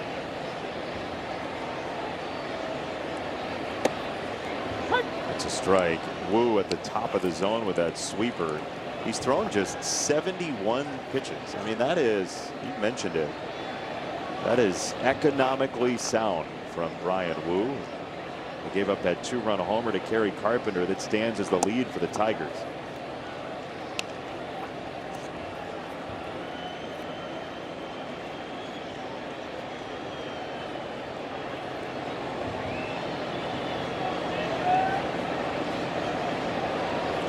Two-one. Hit hard into left center. That's a base hit. Dylan's got a single. And Kerry Carpenter will come up. It's our Bet365 odds update. It's been a strikeout and a home run so far for Kerry. And the odds update plus 170 on the over. The first at bat informed the second at bat, Andy. Boy, did it. He went with a lot of sliders in that first at bat. Kerry couldn't get on one in the next at bat. Second one he saw hit it over the right field fence. We'll see what kind of adjustment Wu tries to make against Kerry in this at bat after doing damage off that pitch type.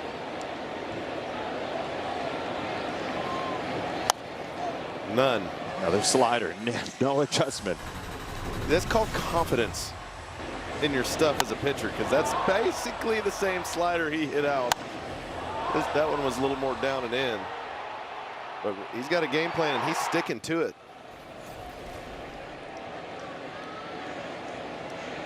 0-1. That's the fastball he struck him out on the first time. You would think if the guy's going to chase up, you got to go back there, stay with it until he proves he can't. You'll do him a favor if you throw him a changeup down or something. See if he does. 0-2. Oh boy. You said it. He hit it and it's foul. Playing with fire. I mean, I guess as a setup pitch, but it can't be a strike. No. Not 0-2. You don't want that big man getting any piece of a baseball. You can see he's frustrated with himself. But you put yourself in a position where you got to locate perfectly with the changeup instead of just elevate the fastball. They could elevate the next two pitches and potentially get swing and miss. See what they do. 0-2 again. Dingler at first. Yeah, that's the first try at it. Yeah, I wouldn't see why you wouldn't just go back with it.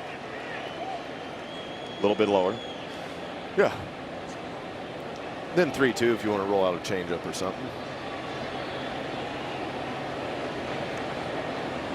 1-2.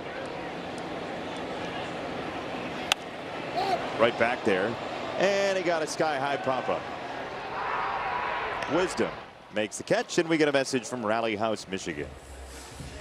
The season starts at Rally House. From jerseys and hats to tumblers for game day, it's where outrageous selection meets every fan's style. Beautiful home of the Tigers, Comerica Park. Tigers up 3-1 starting this homestand. That'll have the Mariners come through, and then the Minnesota Twins for 3 after an off day on Monday. Strike one to Riley Green, who singled in the second, then flied out to center in the third.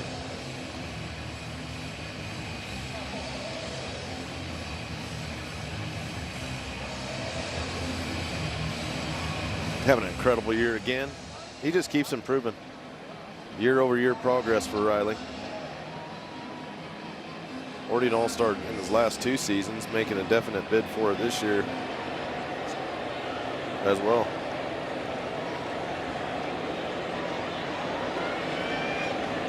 He'd love to put a couple runs on the board here. That's a ground ball wide of first and foul, 0-2.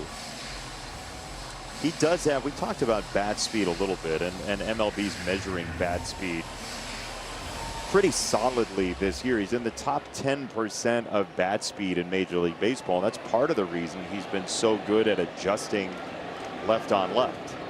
That's why he's got power too. That bat speed equals power. But to get the bat speed, usually something has to give. You have to have a little more coil.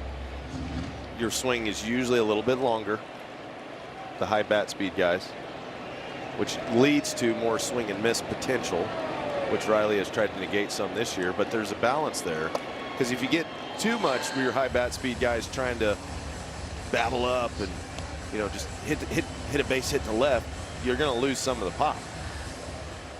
So you're going to get swing and miss from your power guys more. They have higher bat speed, but they also have to make swing decision a little sooner. There's a balance. You don't want to negate power, though, because only a handful of people on the planet can hit the ball as far as Riley. It's a ground ball to second base. Young starts it. Emerson turns it. That's a double play.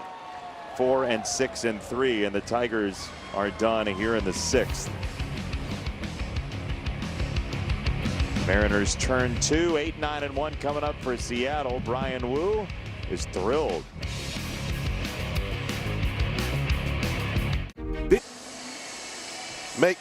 Make this Sunday a home run with the Meyer Family Fun Day deal. For just $79, get 4 Tigers tickets, 4 hot dogs, 4 chips, and 4 drinks, or upgrade to the new pizza meal for just 10 more bucks. Plus, you can add an extra ticket to fit your family's needs. Don't miss out. Visit tigers.com/Sunday for more information. You didn't say 4 hats. That is 4 hats. Good counting, Benetti. I can always count on you to count things. You know who that person's favorite Motown artist is? Nope. The 4 Tops. Hats for Sale. There's a book I read to my kids called Hats for Sale. The guy right? Carries hats on his head. Oh, I've seen that. Ground ball to second, Torres. As out number 1 very quickly for Anderson. Daniela's got an update on Tarek Skubal. Yeah, good news for Tarek Skubal is he'll be partaking in a rehab assignment. He's going to go on rehab and pitch for the West Michigan Whitecaps due to some weather in the area for Toledo. So he'll pitch there on Sunday over in Grand Rapids. Tarek says he hopes to get 5 ups in and go around 75 pitches, and if all goes well, he could be back in Detroit sooner rather than later. Also, interestingly, he was asked about going to pitch in A-ball and when he's done that and what he'll do for the clubhouse there, and he said, I'm gonna bring a coffee cart for pregame because caffeine is super important, and he'll take care of the guys after the game as well. Said he made sure to let everybody know that he's an open book too, so anybody down there that has questions for him, anything they want to know, he's readily available. So a fun experience for all the fans and players that are currently in West Michigan too. Yeah, steak and lobster tail. Let's go. Is that what it is, Andy? When the big league guys would come back over on rehab, especially the ones that got a little coin and have been around, it was a good day in the clubhouse. Do you have a meal you remember? Fly ball left field. Riley Green is back on it. He's at the track, and Riley goes up to try to get it. He's not going to. That ball is gone, and the Mariners are within one. Colt Emerson goes deep. It's home run number 4 of his major league career, and it's 3-2. This is that power that was not completely unexpected, but to this degree, I don't even think the Mariners thought. Going oppo on 96 up and away like that, that's true pop. I didn't think he got that off the sweet spot on contact there, but he showed a lot of power. And now the Mariners are within one as this is popped up by Wisdom for out number 2. Just looked online for tickets for Sunday for the Dayton Dragons and the Whitecaps. And it looks like tickets might be a little hard to come by at LMCU Ballpark. Yeah, they will be. In Grand Rapids for a possible Tarek Skubal start.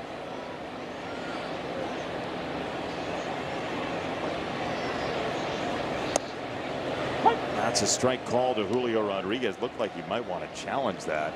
Looked like it might be away just to the naked eye. They are out of challenges, though, as it's a ball and a strike on Julio. Now the ceremonial cleaning of the plate from Eric Backus, plate umpire slash broomsman.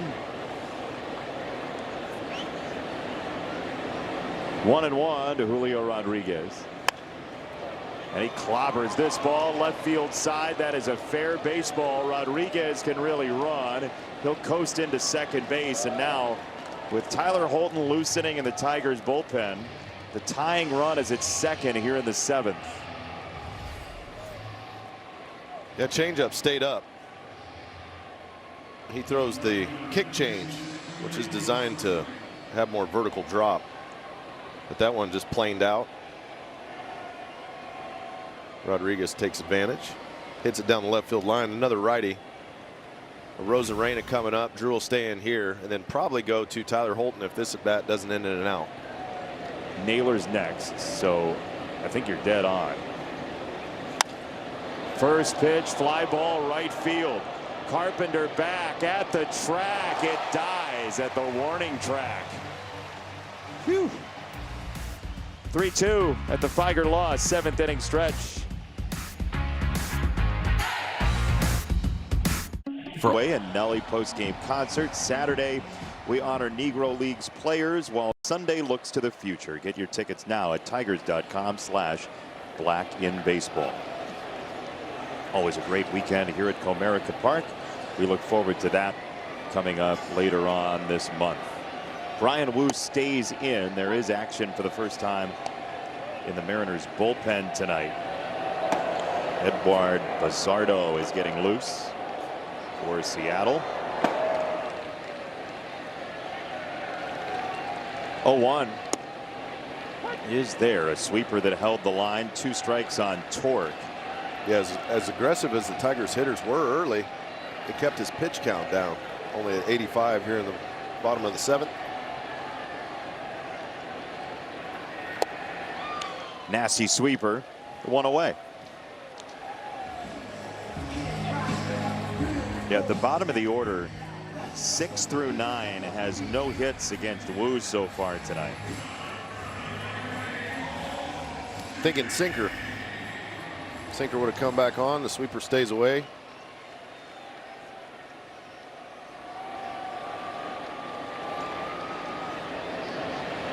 Deep breath from Wu, and the first pitch to Keith is a base knock to left. See what it takes to drive him from the game here.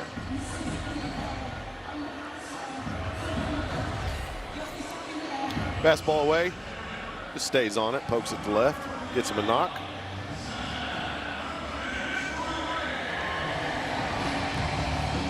Lefties have hit Bazardo well enough.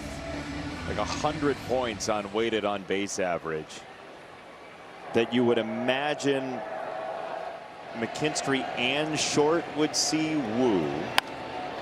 This towards shortstop. That's a base hit. 2 on. And we'll see if A.J. Hinch has something in mind for Zach Short. You do have to think about the defense as well here. I think that's the only play he's thinking. Keep the defense in order. If you go with Winsell, that'd be your only matchup off the bench. That'd be a lefty. Then you're going to have to move McKinstry over to third base or shortstop. And then Perez would move to center. But I think he likes the defense better with shortstop. I think you're right.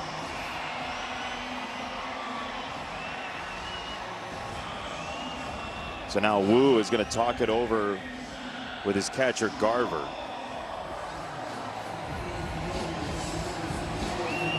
You likely wouldn't bunt with 1 out by design. Only if you thought you could potentially get a hit out of it as well. Yeah. Then you could lay one down over to third base. You know, Shorty's he's in the big leagues. He's hit baseballs before. All it takes is one hanging slider, Jason. You've seen it happen. Little fastball, kind of hit it on your hands, but right over first baseman's head. That's a good one too. I like that one.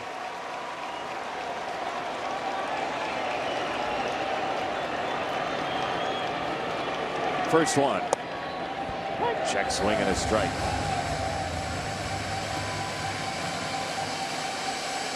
You figure Torres won't see Wu for a 4th time. If this is anything but a double play, it's Bizzardo coming in next. 0-1. Up the middle. That's a base hit. Keith had to hold up. He's going to stop at third. Rodriguez got there quickly. It's bases loaded with 1 out. The Tigers 7, 8, and 9 hitters. 3 straight singles. 2 load the bases. That ball scorched up the middle. Cole Keith, the ball's behind him. You got to go. He wasn't sure if it was going to be a line drive caught, I guess. Man. So that's a break for the Mariners because Colt went back to the bag for a half step, which meant he couldn't score.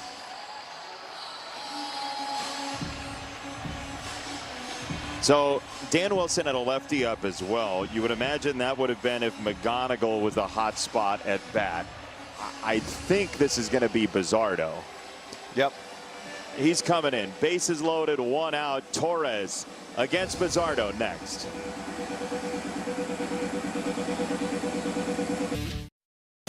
This copyrighted telecast is presented by authority of the Detroit Tigers and may not be reproduced or retransmitted in any form. And the accounts and descriptions of this game may not be disseminated without the express written consent of the Detroit Tigers. Rumors of our demise have been greatly exaggerated. That's a good sign. Our wall side windows pitching change. Edward Bizzardo is on. He was nails last year for Seattle, thanks in large part to a dazzling sinker. He'll face Gleyber Torres, and it's sweeper ball 1 to start the sequence, Andy. It's either coming in on the righty's hands via the sinker or working away with a sweeper. Those are his 2 favorite pitches. We've seen Gleyber turn around sinkers that are meant for the right-hand batter's box over that left field wall in the past. You know he wants something in the air here. Closer to his chin. 2-0. Seattle's bullpen's been outstanding. The inherited runners scored rate is tied for the lowest in baseball in the last 52 years. Yeah, it just means they're ready to give it up. Sounds great. 2-0. That's how nasty that and lethal that sinker can be. It's hard to pull the trigger. Starts off the plate away 3 or 4 inches and then comes back on the corner.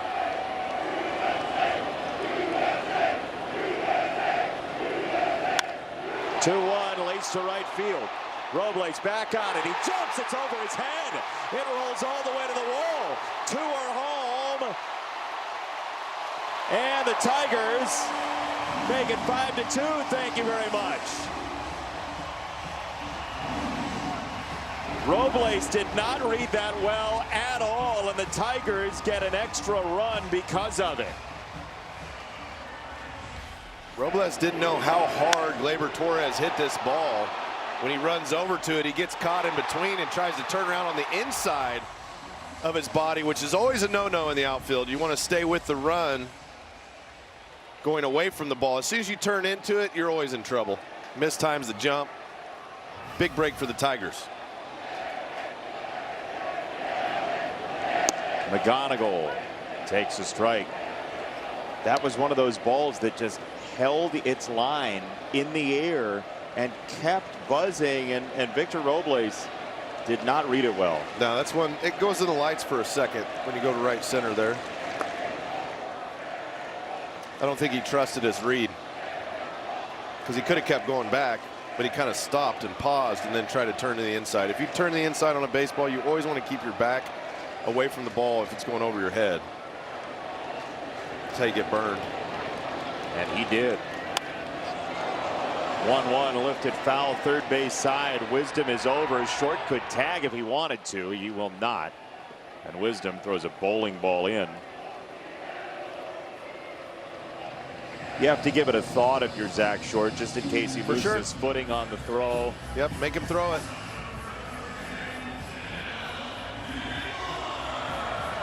Joey Gora talking about the lead that he took off the bag. Now Dylan Dingler, as Wu has seen two of his runs come across after his departure.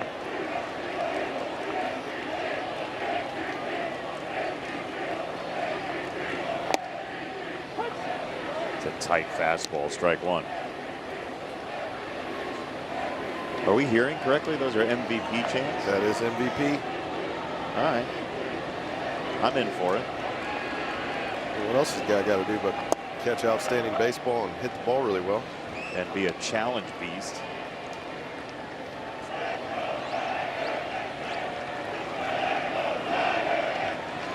Love to get a knock here. That's how you expand the lead.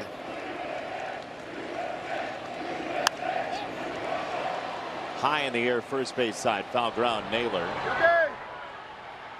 is there. But the Tigers do add on. Gleyber Torres loves it, ripping a ball over Robles' head. Z-Mac and Colt came home, and the Tigers add on to make it 5-2. Enjoy it. Tigers baseball on Detroit Sportsnet is brought to you by Figer Law. All we do is win. By Menards. Save big money at Menards on all your home improvement needs. And by North Bloomfield Properties. Let them manage your rental homes so you can enjoy your weekends again. You excited about that one? Yeah, weekend's coming up. Why wouldn't I be excited? You love a good weekend. No, I love North Bloomfield Properties. Tyler Holden is on our wall side windows pitching change. And there's strike one.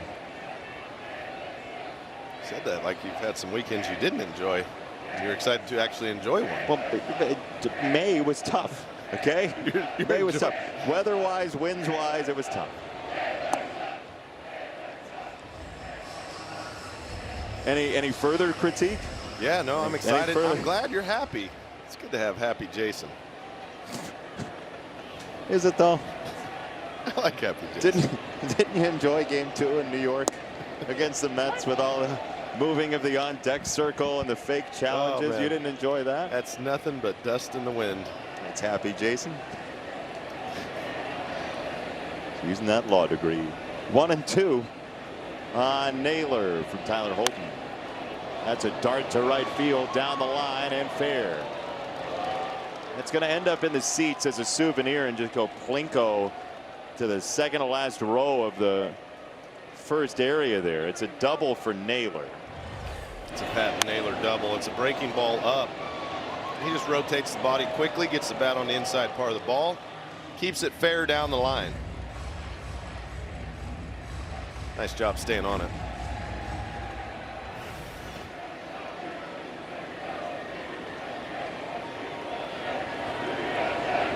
He's at second. Canzone the batter. Kyle Finnegan is loosening as Holden throws ball one. This is the spot you called earlier to bring Tyler Holden in because he's going to have the back-to-back lefties after Ref Schneider was pinch hit for.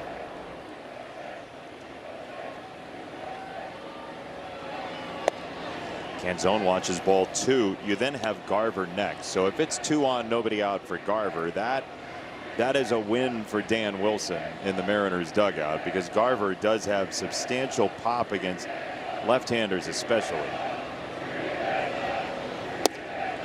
Tyler took a little off there just to lay in a strike, 2-1. He was figuring Canzone wasn't going to swing there. Yeah, and you got to throw strikes. When you have the lead, you do not want free passes. Make them hit the ball. Walks is what gets people back in the game. Give them a few free passes, long ball or a double. They score a few runs and they're feeling pretty good about themselves. Tigers are 21st in bullpen walk rate this year. 3-1 coming. Same type of sinker, just wanted to strike. Yep. Lay it in there. Left on left. Make Canzone put a perfect swing on a pitch. So this is a fastball for you here. Yeah, throw a strike.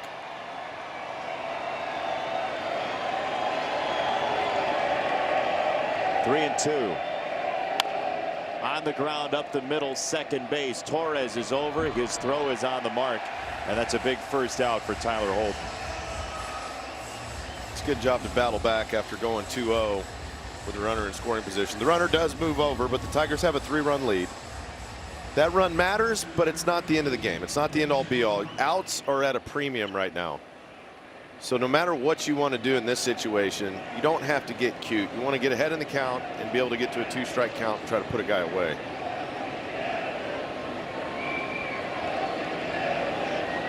Garver takes a strike. No challenges left for the Mariners.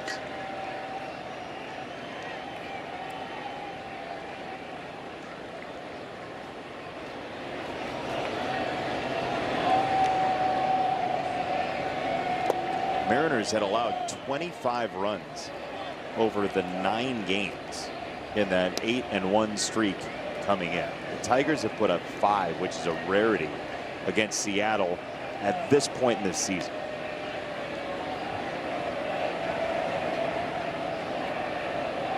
So now the Tigers have 30 runs the last 4. As Garver hits it skyward. Very short right field. Torque is out. Now it falls. Carey didn't see the ball. Carey couldn't find it in right field. He lost it in the twilight, and it's 5-3. This time of night during twilight, the ball can go up and you can lose it. You got to keep running to your spot and hope you pick it back up. Carey didn't pick it back up in time. He knew that it was in, but you see him right there. He's looking down saying, I don't see it. I don't see it. Too far away for Glaber to catch it. He's saying it. I don't see it. The issue goes, if you got to keep looking up, though. As soon as you look down to the infielders and try to look back up, you usually don't pick it up. You got to trust that you're going to see it.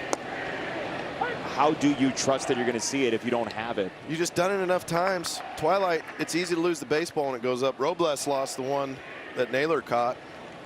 He couldn't see it, but luckily there was an infielder there, and it was short. But you keep running to your spot, trust your read, and hope it shows back up. Cole Young, a fister to shortstop. It's over the head of Zach Short, and there are 2 on for the Mariners with 1 out here in the 8th.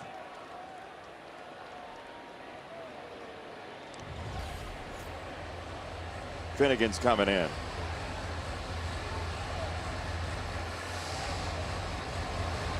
That's how close it was. Kyle Finnegan will try and smooth this bumpy inning out. 5-3 as we step aside. Is our fight. 5-3, Tigers with the lead, but the Mariners aren't done. They have 2 on. They have 1 out in the 8th inning, and Kyle Finnegan, our wall side windows pitching change, tries to keep that inherited runners scored number where it stands. And he'll face Luke Raley, who is home runs for a higher. 13 up. And he's done 10 against fastball. And you know Finnegan's 2 pitches. The fastball and the split. So he's got to decide if he wants to try to go at Raley with the fastball. You got to be careful. He's slugging .726 against the heater. You have to imagine it's Splitsville for most of us. You would 100% think if it's fastball, you got to spot it. Yeah, there's your splitter, strike 1. Good scout, Dirks. He does not have a hit against a splitter so far this season. He's already called timeout. Yeah, I don't know why you would. If you do go with fastball, it's got to be far enough out of the zone, up out of the zone, something for a swing and miss late in an at bat. Ooh, 0-2. Dotted perfect up and away. Now you can go back to the split for a couple pitches, see if you can get a swing and miss.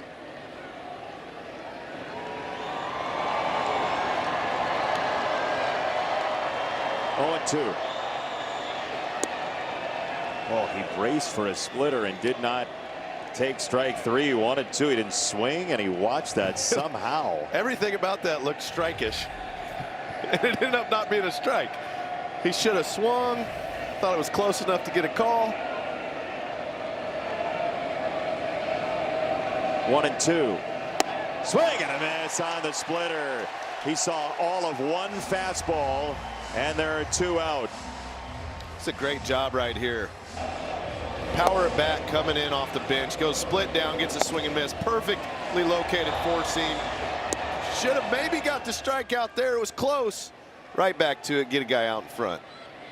It's not as cut and dried here for Emerson. Nope. He's hit everything fairly well in his young career.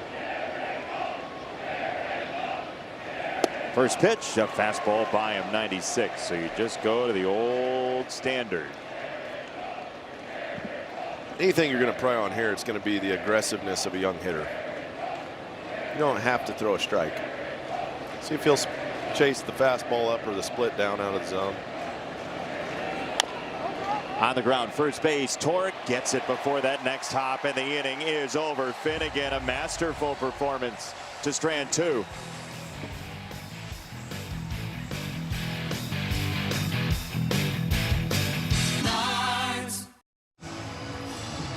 Our Bet365 upcoming schedule. 2 left with the Mariners after today. Bryce Miller will throw against Kader Montero tomorrow in a great pitching matchup. And then Luis Castillo, who's kind of been piggybacked as the 6th man in the rotation, will get the start on Sunday, it looks like. He wasn't super happy earlier with the piggyback situation. No, there was an equipment malfunction. Yeah, there but was. I don't blame him. I mean, he's a veteran. Yeah. He's earned his ability to feel like a starting pitcher, but they do have a very promising young rotation, and they have a glut of pitchers. Yeah. What are you supposed to do? Don't let runners score. Easier said than done. Alex Hoppe is on to face Kerry Carpenter. And there's ball 1 to Kerry. He's a slider machine. I'm sorry, I missed the timing on you. Pitch and change. Alex Hoppe likes to throw a lot of sliders. A 4-seam and a sinker. Kerry hit a slider out earlier. It was a big swing. I got a little jumpy with Hoppe. I know. Sorry. It's okay. My little friend Benetti. Great. 1-1. Carpenter takes the ball. Now maybe the tweets we get, maybe one every once in a while will say, Andy, stop being so mean to Jason. Well, the people know okay. which way the meanness flows. Unbelievable. And it starts from Bruce to you. It does. And then you to me. That's right. I'm like, you're the middleman. You exchange it. It's like a shield. I put the shield up and it reflects to you. That's it. 3-1. Daniela, you hear how he's talking about you? Yeah, I do. And it's crazy that people think we are the mean ones, Jason. It really is. It's not. And people think we're mean to Peaches too. They think we actually exclude him from our TikTok videos. See, he suggested a song for us today, and then he was like, well, maybe tomorrow. Yeah, he has the open tomorrow, invitation. 3-2 is a swing and a miss on the slider from Hoppe, and 1 away. 1 down for Riley Green. I like the way Daniela came in on that. She was like, yeah, I want in. Obviously. Because you're talking smack about me. I know you guys missed this part of all of it. Oh, yeah, we missed you. Couple of weeks. We missed you in a big way. See, Andy, that was mean. See? Your sarcastic little shirt. You just assume I'm sarcastic.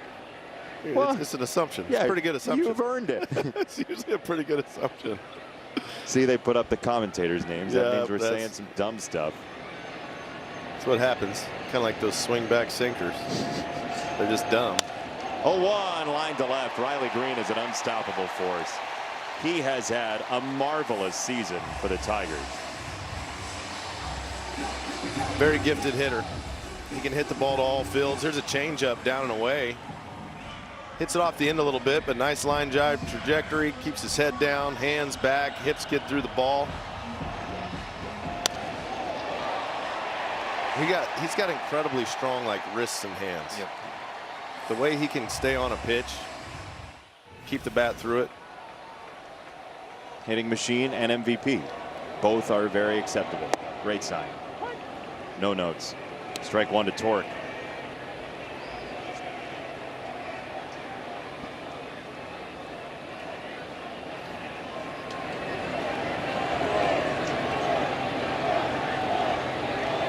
Oh, one coming.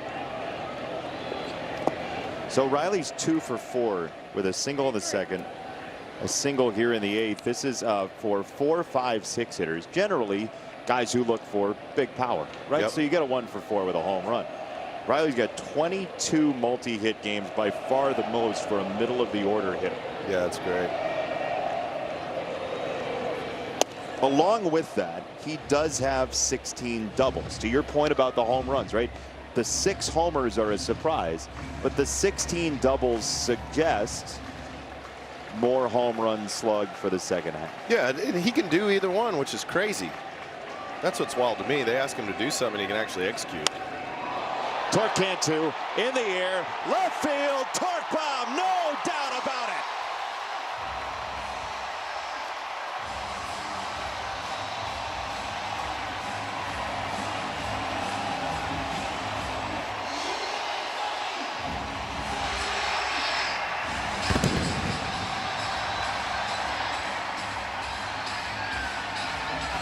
2 to inclement weather, the Tigers had to cancel the post-game fireworks show. So Torque, being the customer service guy he is, decided to offer some in-game fireworks.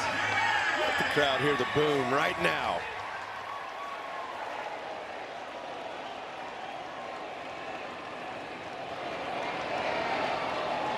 Colt Keith in a 7-3 lead. Strike one. If you're into insurance runs, you're going to like this swing. That slider backs up. And how many times do you see the backup slider work to the pitcher's advantage? This one, though, drops right in the barrel. Smokes it. You know, it's a fun game to play. Who knew it was gone first in the dugout? Let's see who knew first. Jahmai Jones. It's Jahmai. For sure, Jahmai. That's an easy one.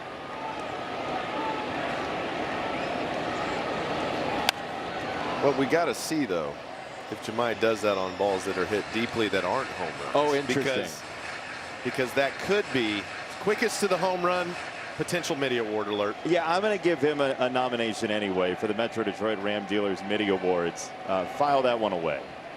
Because when you know it first, and he was pretty clearly first.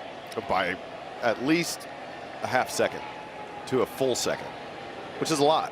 Yeah. Fortune favors the bold. 1 and 2 for Colt. I think we should play that game on every home run. I think we should just dedicate a camera to Jahmai for a whole game and see what his reaction is on fly balls to the outfield. Do you really think he's an overseller, though? It doesn't strike me that his personality would be that. He's a very hype guy. He's like big into the let's do this. He's a team guy. So he's rooting for the ball to go out. He's trying to will it out. Get out of here, ball. But if you watch his face, I think that was a I know, not a I hope. I'll keep an eye on You it. think he's an overseller? No, I didn't say that. I don't have enough evidence yet. There could be a case, though. Check swing. He went around, says the plate umpire Eric Backus. Let's get a quick message from Figer Law. If you've been injured in an auto accident, make Figer Law your first call. Figer Law. All we do is win. All we do is win. He's a hype guy. Yeah, he got a big smile on his face. He's a great clubhouse guy. Fantastic. When every time you're around him, you're like, wow, I got a little energy boost. Yeah, my day's better. For sure. Very proud father. Jemiah is. Super into his little baby girl. She came on the trip to New York. 0-1. It's a ball outside. Ball and a strike on Z-Mac. Now I really want Z-Mac to give this thing a ride. So, you know, we do. Is he going to stand up and give the point? Ground ball foul. I would give anything for him to not do that on a pop-up. Yeah, because if he got, we might have to withdraw a MIDI nomination if he does. Would you? Can do you that? withdraw it? Would you withdraw a nomination? We'll have to talk to the MIDI Award Council. This is swing and a miss, strike 3, and the inning's over. But right on contact, we knew it, Torque knew it, but Jemiah really knew it. Souvenir time out of left.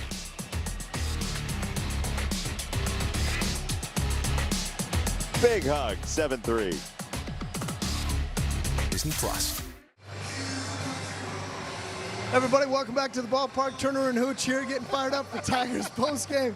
Hey, Tigers offense hasn't disappointed to this point. They've done it with the long ball. They've gone station to station. 7th inning in particular, when they added that insurance, ideal plate approach. It was. I'll tell you what, the Tigers had a great game plan against Brian Wu. We'll take you back and show you what that game plan was, why it paid off in several at-bats that right now are the difference in the game. JB, AD. Johnny, you know what we haven't had for a while? What's that? A Dan Petrie tease in the top of the 9th inning. It's very fulfilling. Yeah. It feels right, doesn't it? Yeah, I look forward to the post game with you and Sun Hat Simmons. Coming up shortly. Will Vest gets a check swing on a ball up. It's 1-1. The Tigers do change the defense here. Matt Vierling's in center. Zach McKinstry moves to right, and our wall side windows pitching changes. Will Vest.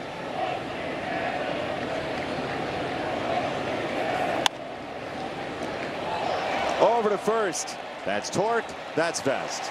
In stride, out number 1. That's a good play all around. Get that first out. You can see the guys smiling out there, hopping around a little bit. It's amazing what some runs can do to ignite a ball club. Yes. Playing more relaxed. This is a tough play. Kind of an in-between hop for Torque. The backhand, the nice feed to a running Will Vest. Makes the grab, and then it's like no big deal.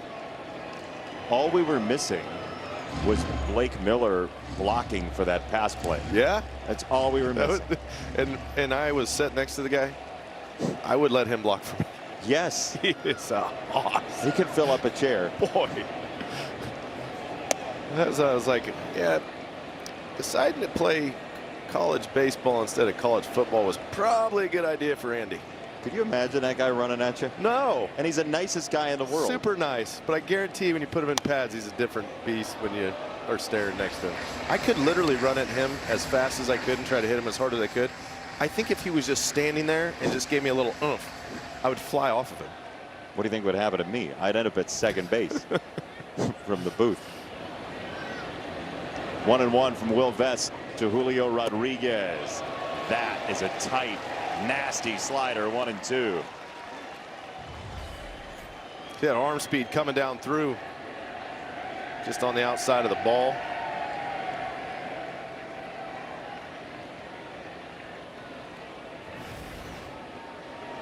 Ball and 2 strikes. Farewell, Julio. That was not fun. Last 2 pitches right here were just gross.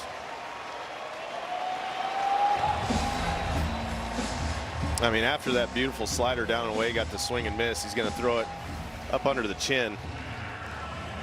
Ugh. That brings back some bad memories. Standing in the batter's box. 2 down, bases clear. Arozarena against Vest. Strike 1. Will, it feels like, is feeling as good as he has all season right now. Arm action's good. Confidence is good. 0-1. Line drive right center field. That's a hit. It splits the alleyway and ends up at the wall. A hatless Randy Arozarena has a 2-out double. When did this whole helmet fall off the head become a thing? Yeah, recently. I watched a lot of baseball in my life. Guy gets a slider that's up in the zone, hits it to right center. He's going to round the bases, and you can see it's wiggling. Okay. And then it just comes off. I have to get some tape or something to keep the helmets on these guys, because you see when you're running the bases, balls can hit you in the head. Not ideal. Bobby Witt Jr., I think, recently took his helmet off. Yeah. To be more aerodynamic. Is it trending? Is it one of those things that's kind of a fun, I like to feel the wind in my hair? Did you just ask me what's trending? Yeah. In fashion? Yeah, I mean, you should know. I am. Daniela would know, probably. I'm a Grayson repped individual. Ball 2. Because every Little League game right now, kids are running the bases and they're throwing their helmet off. Which isn't safe. No, don't do it. Keep the helmet on. This PSA brought to you by Andy Dirks. 2-0 for Naylor. 3-0 for Naylor. Don't want to fool around here.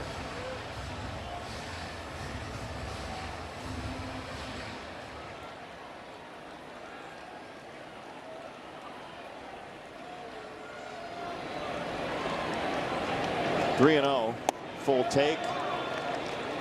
Ball 4. That's not what you want. Naylor thought Backus behind home plate was going to call it a strike. So he went to go. Wanted to challenge. He was like, if you call that a strike, I'm going to challenge. 2 problems with that. One, it was a ball. 2, they have no challenges. They have no challenges. That's what I thought he did. Yeah. And that couldn't have been more wrong. Yeah, the whole thing. Backus got it right, though.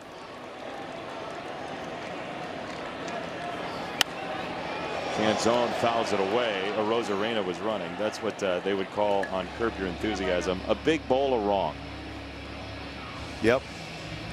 Can't challenge when you don't have challenges. And you can't challenge something that went in your favor. Nope.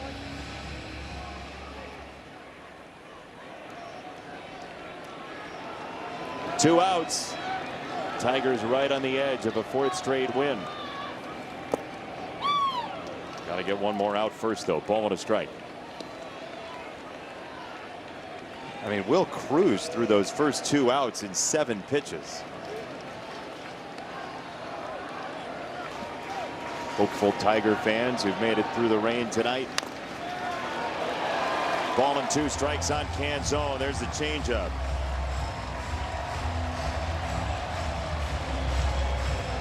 Sun hat becomes sombrero. Rally sombrero. That's a makeshift hat.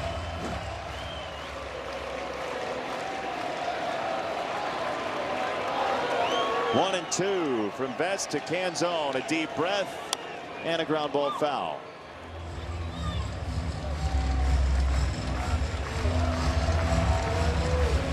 See a couple changeups and a slider. Will he double up like that person did?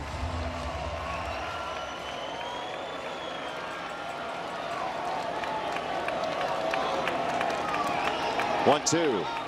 Swing and a miss. Change up sunk him. And the Tigers have won 4 in a row.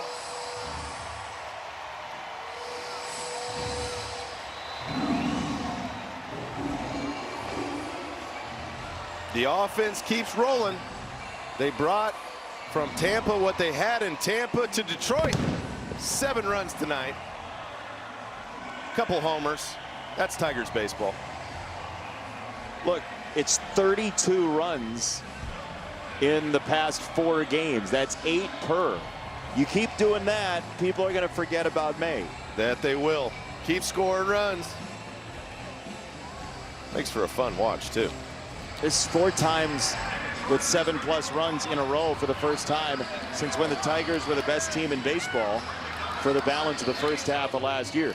I don't know what to make of it. You don't know what to make of it, but it's fun while it's happening, and who knows? We've seen them do it before. Might as well do it again tomorrow. Might as well try. 1:10 first pitch tomorrow here at Comerica Park. Cure Auto postgame follows this timeout. For Denny Blunt, Andrew Blaustein, our entire crew. For Danielle Bruce, Andy Dirks, I'm Jason Benetti. Turner and Hooch are coming up.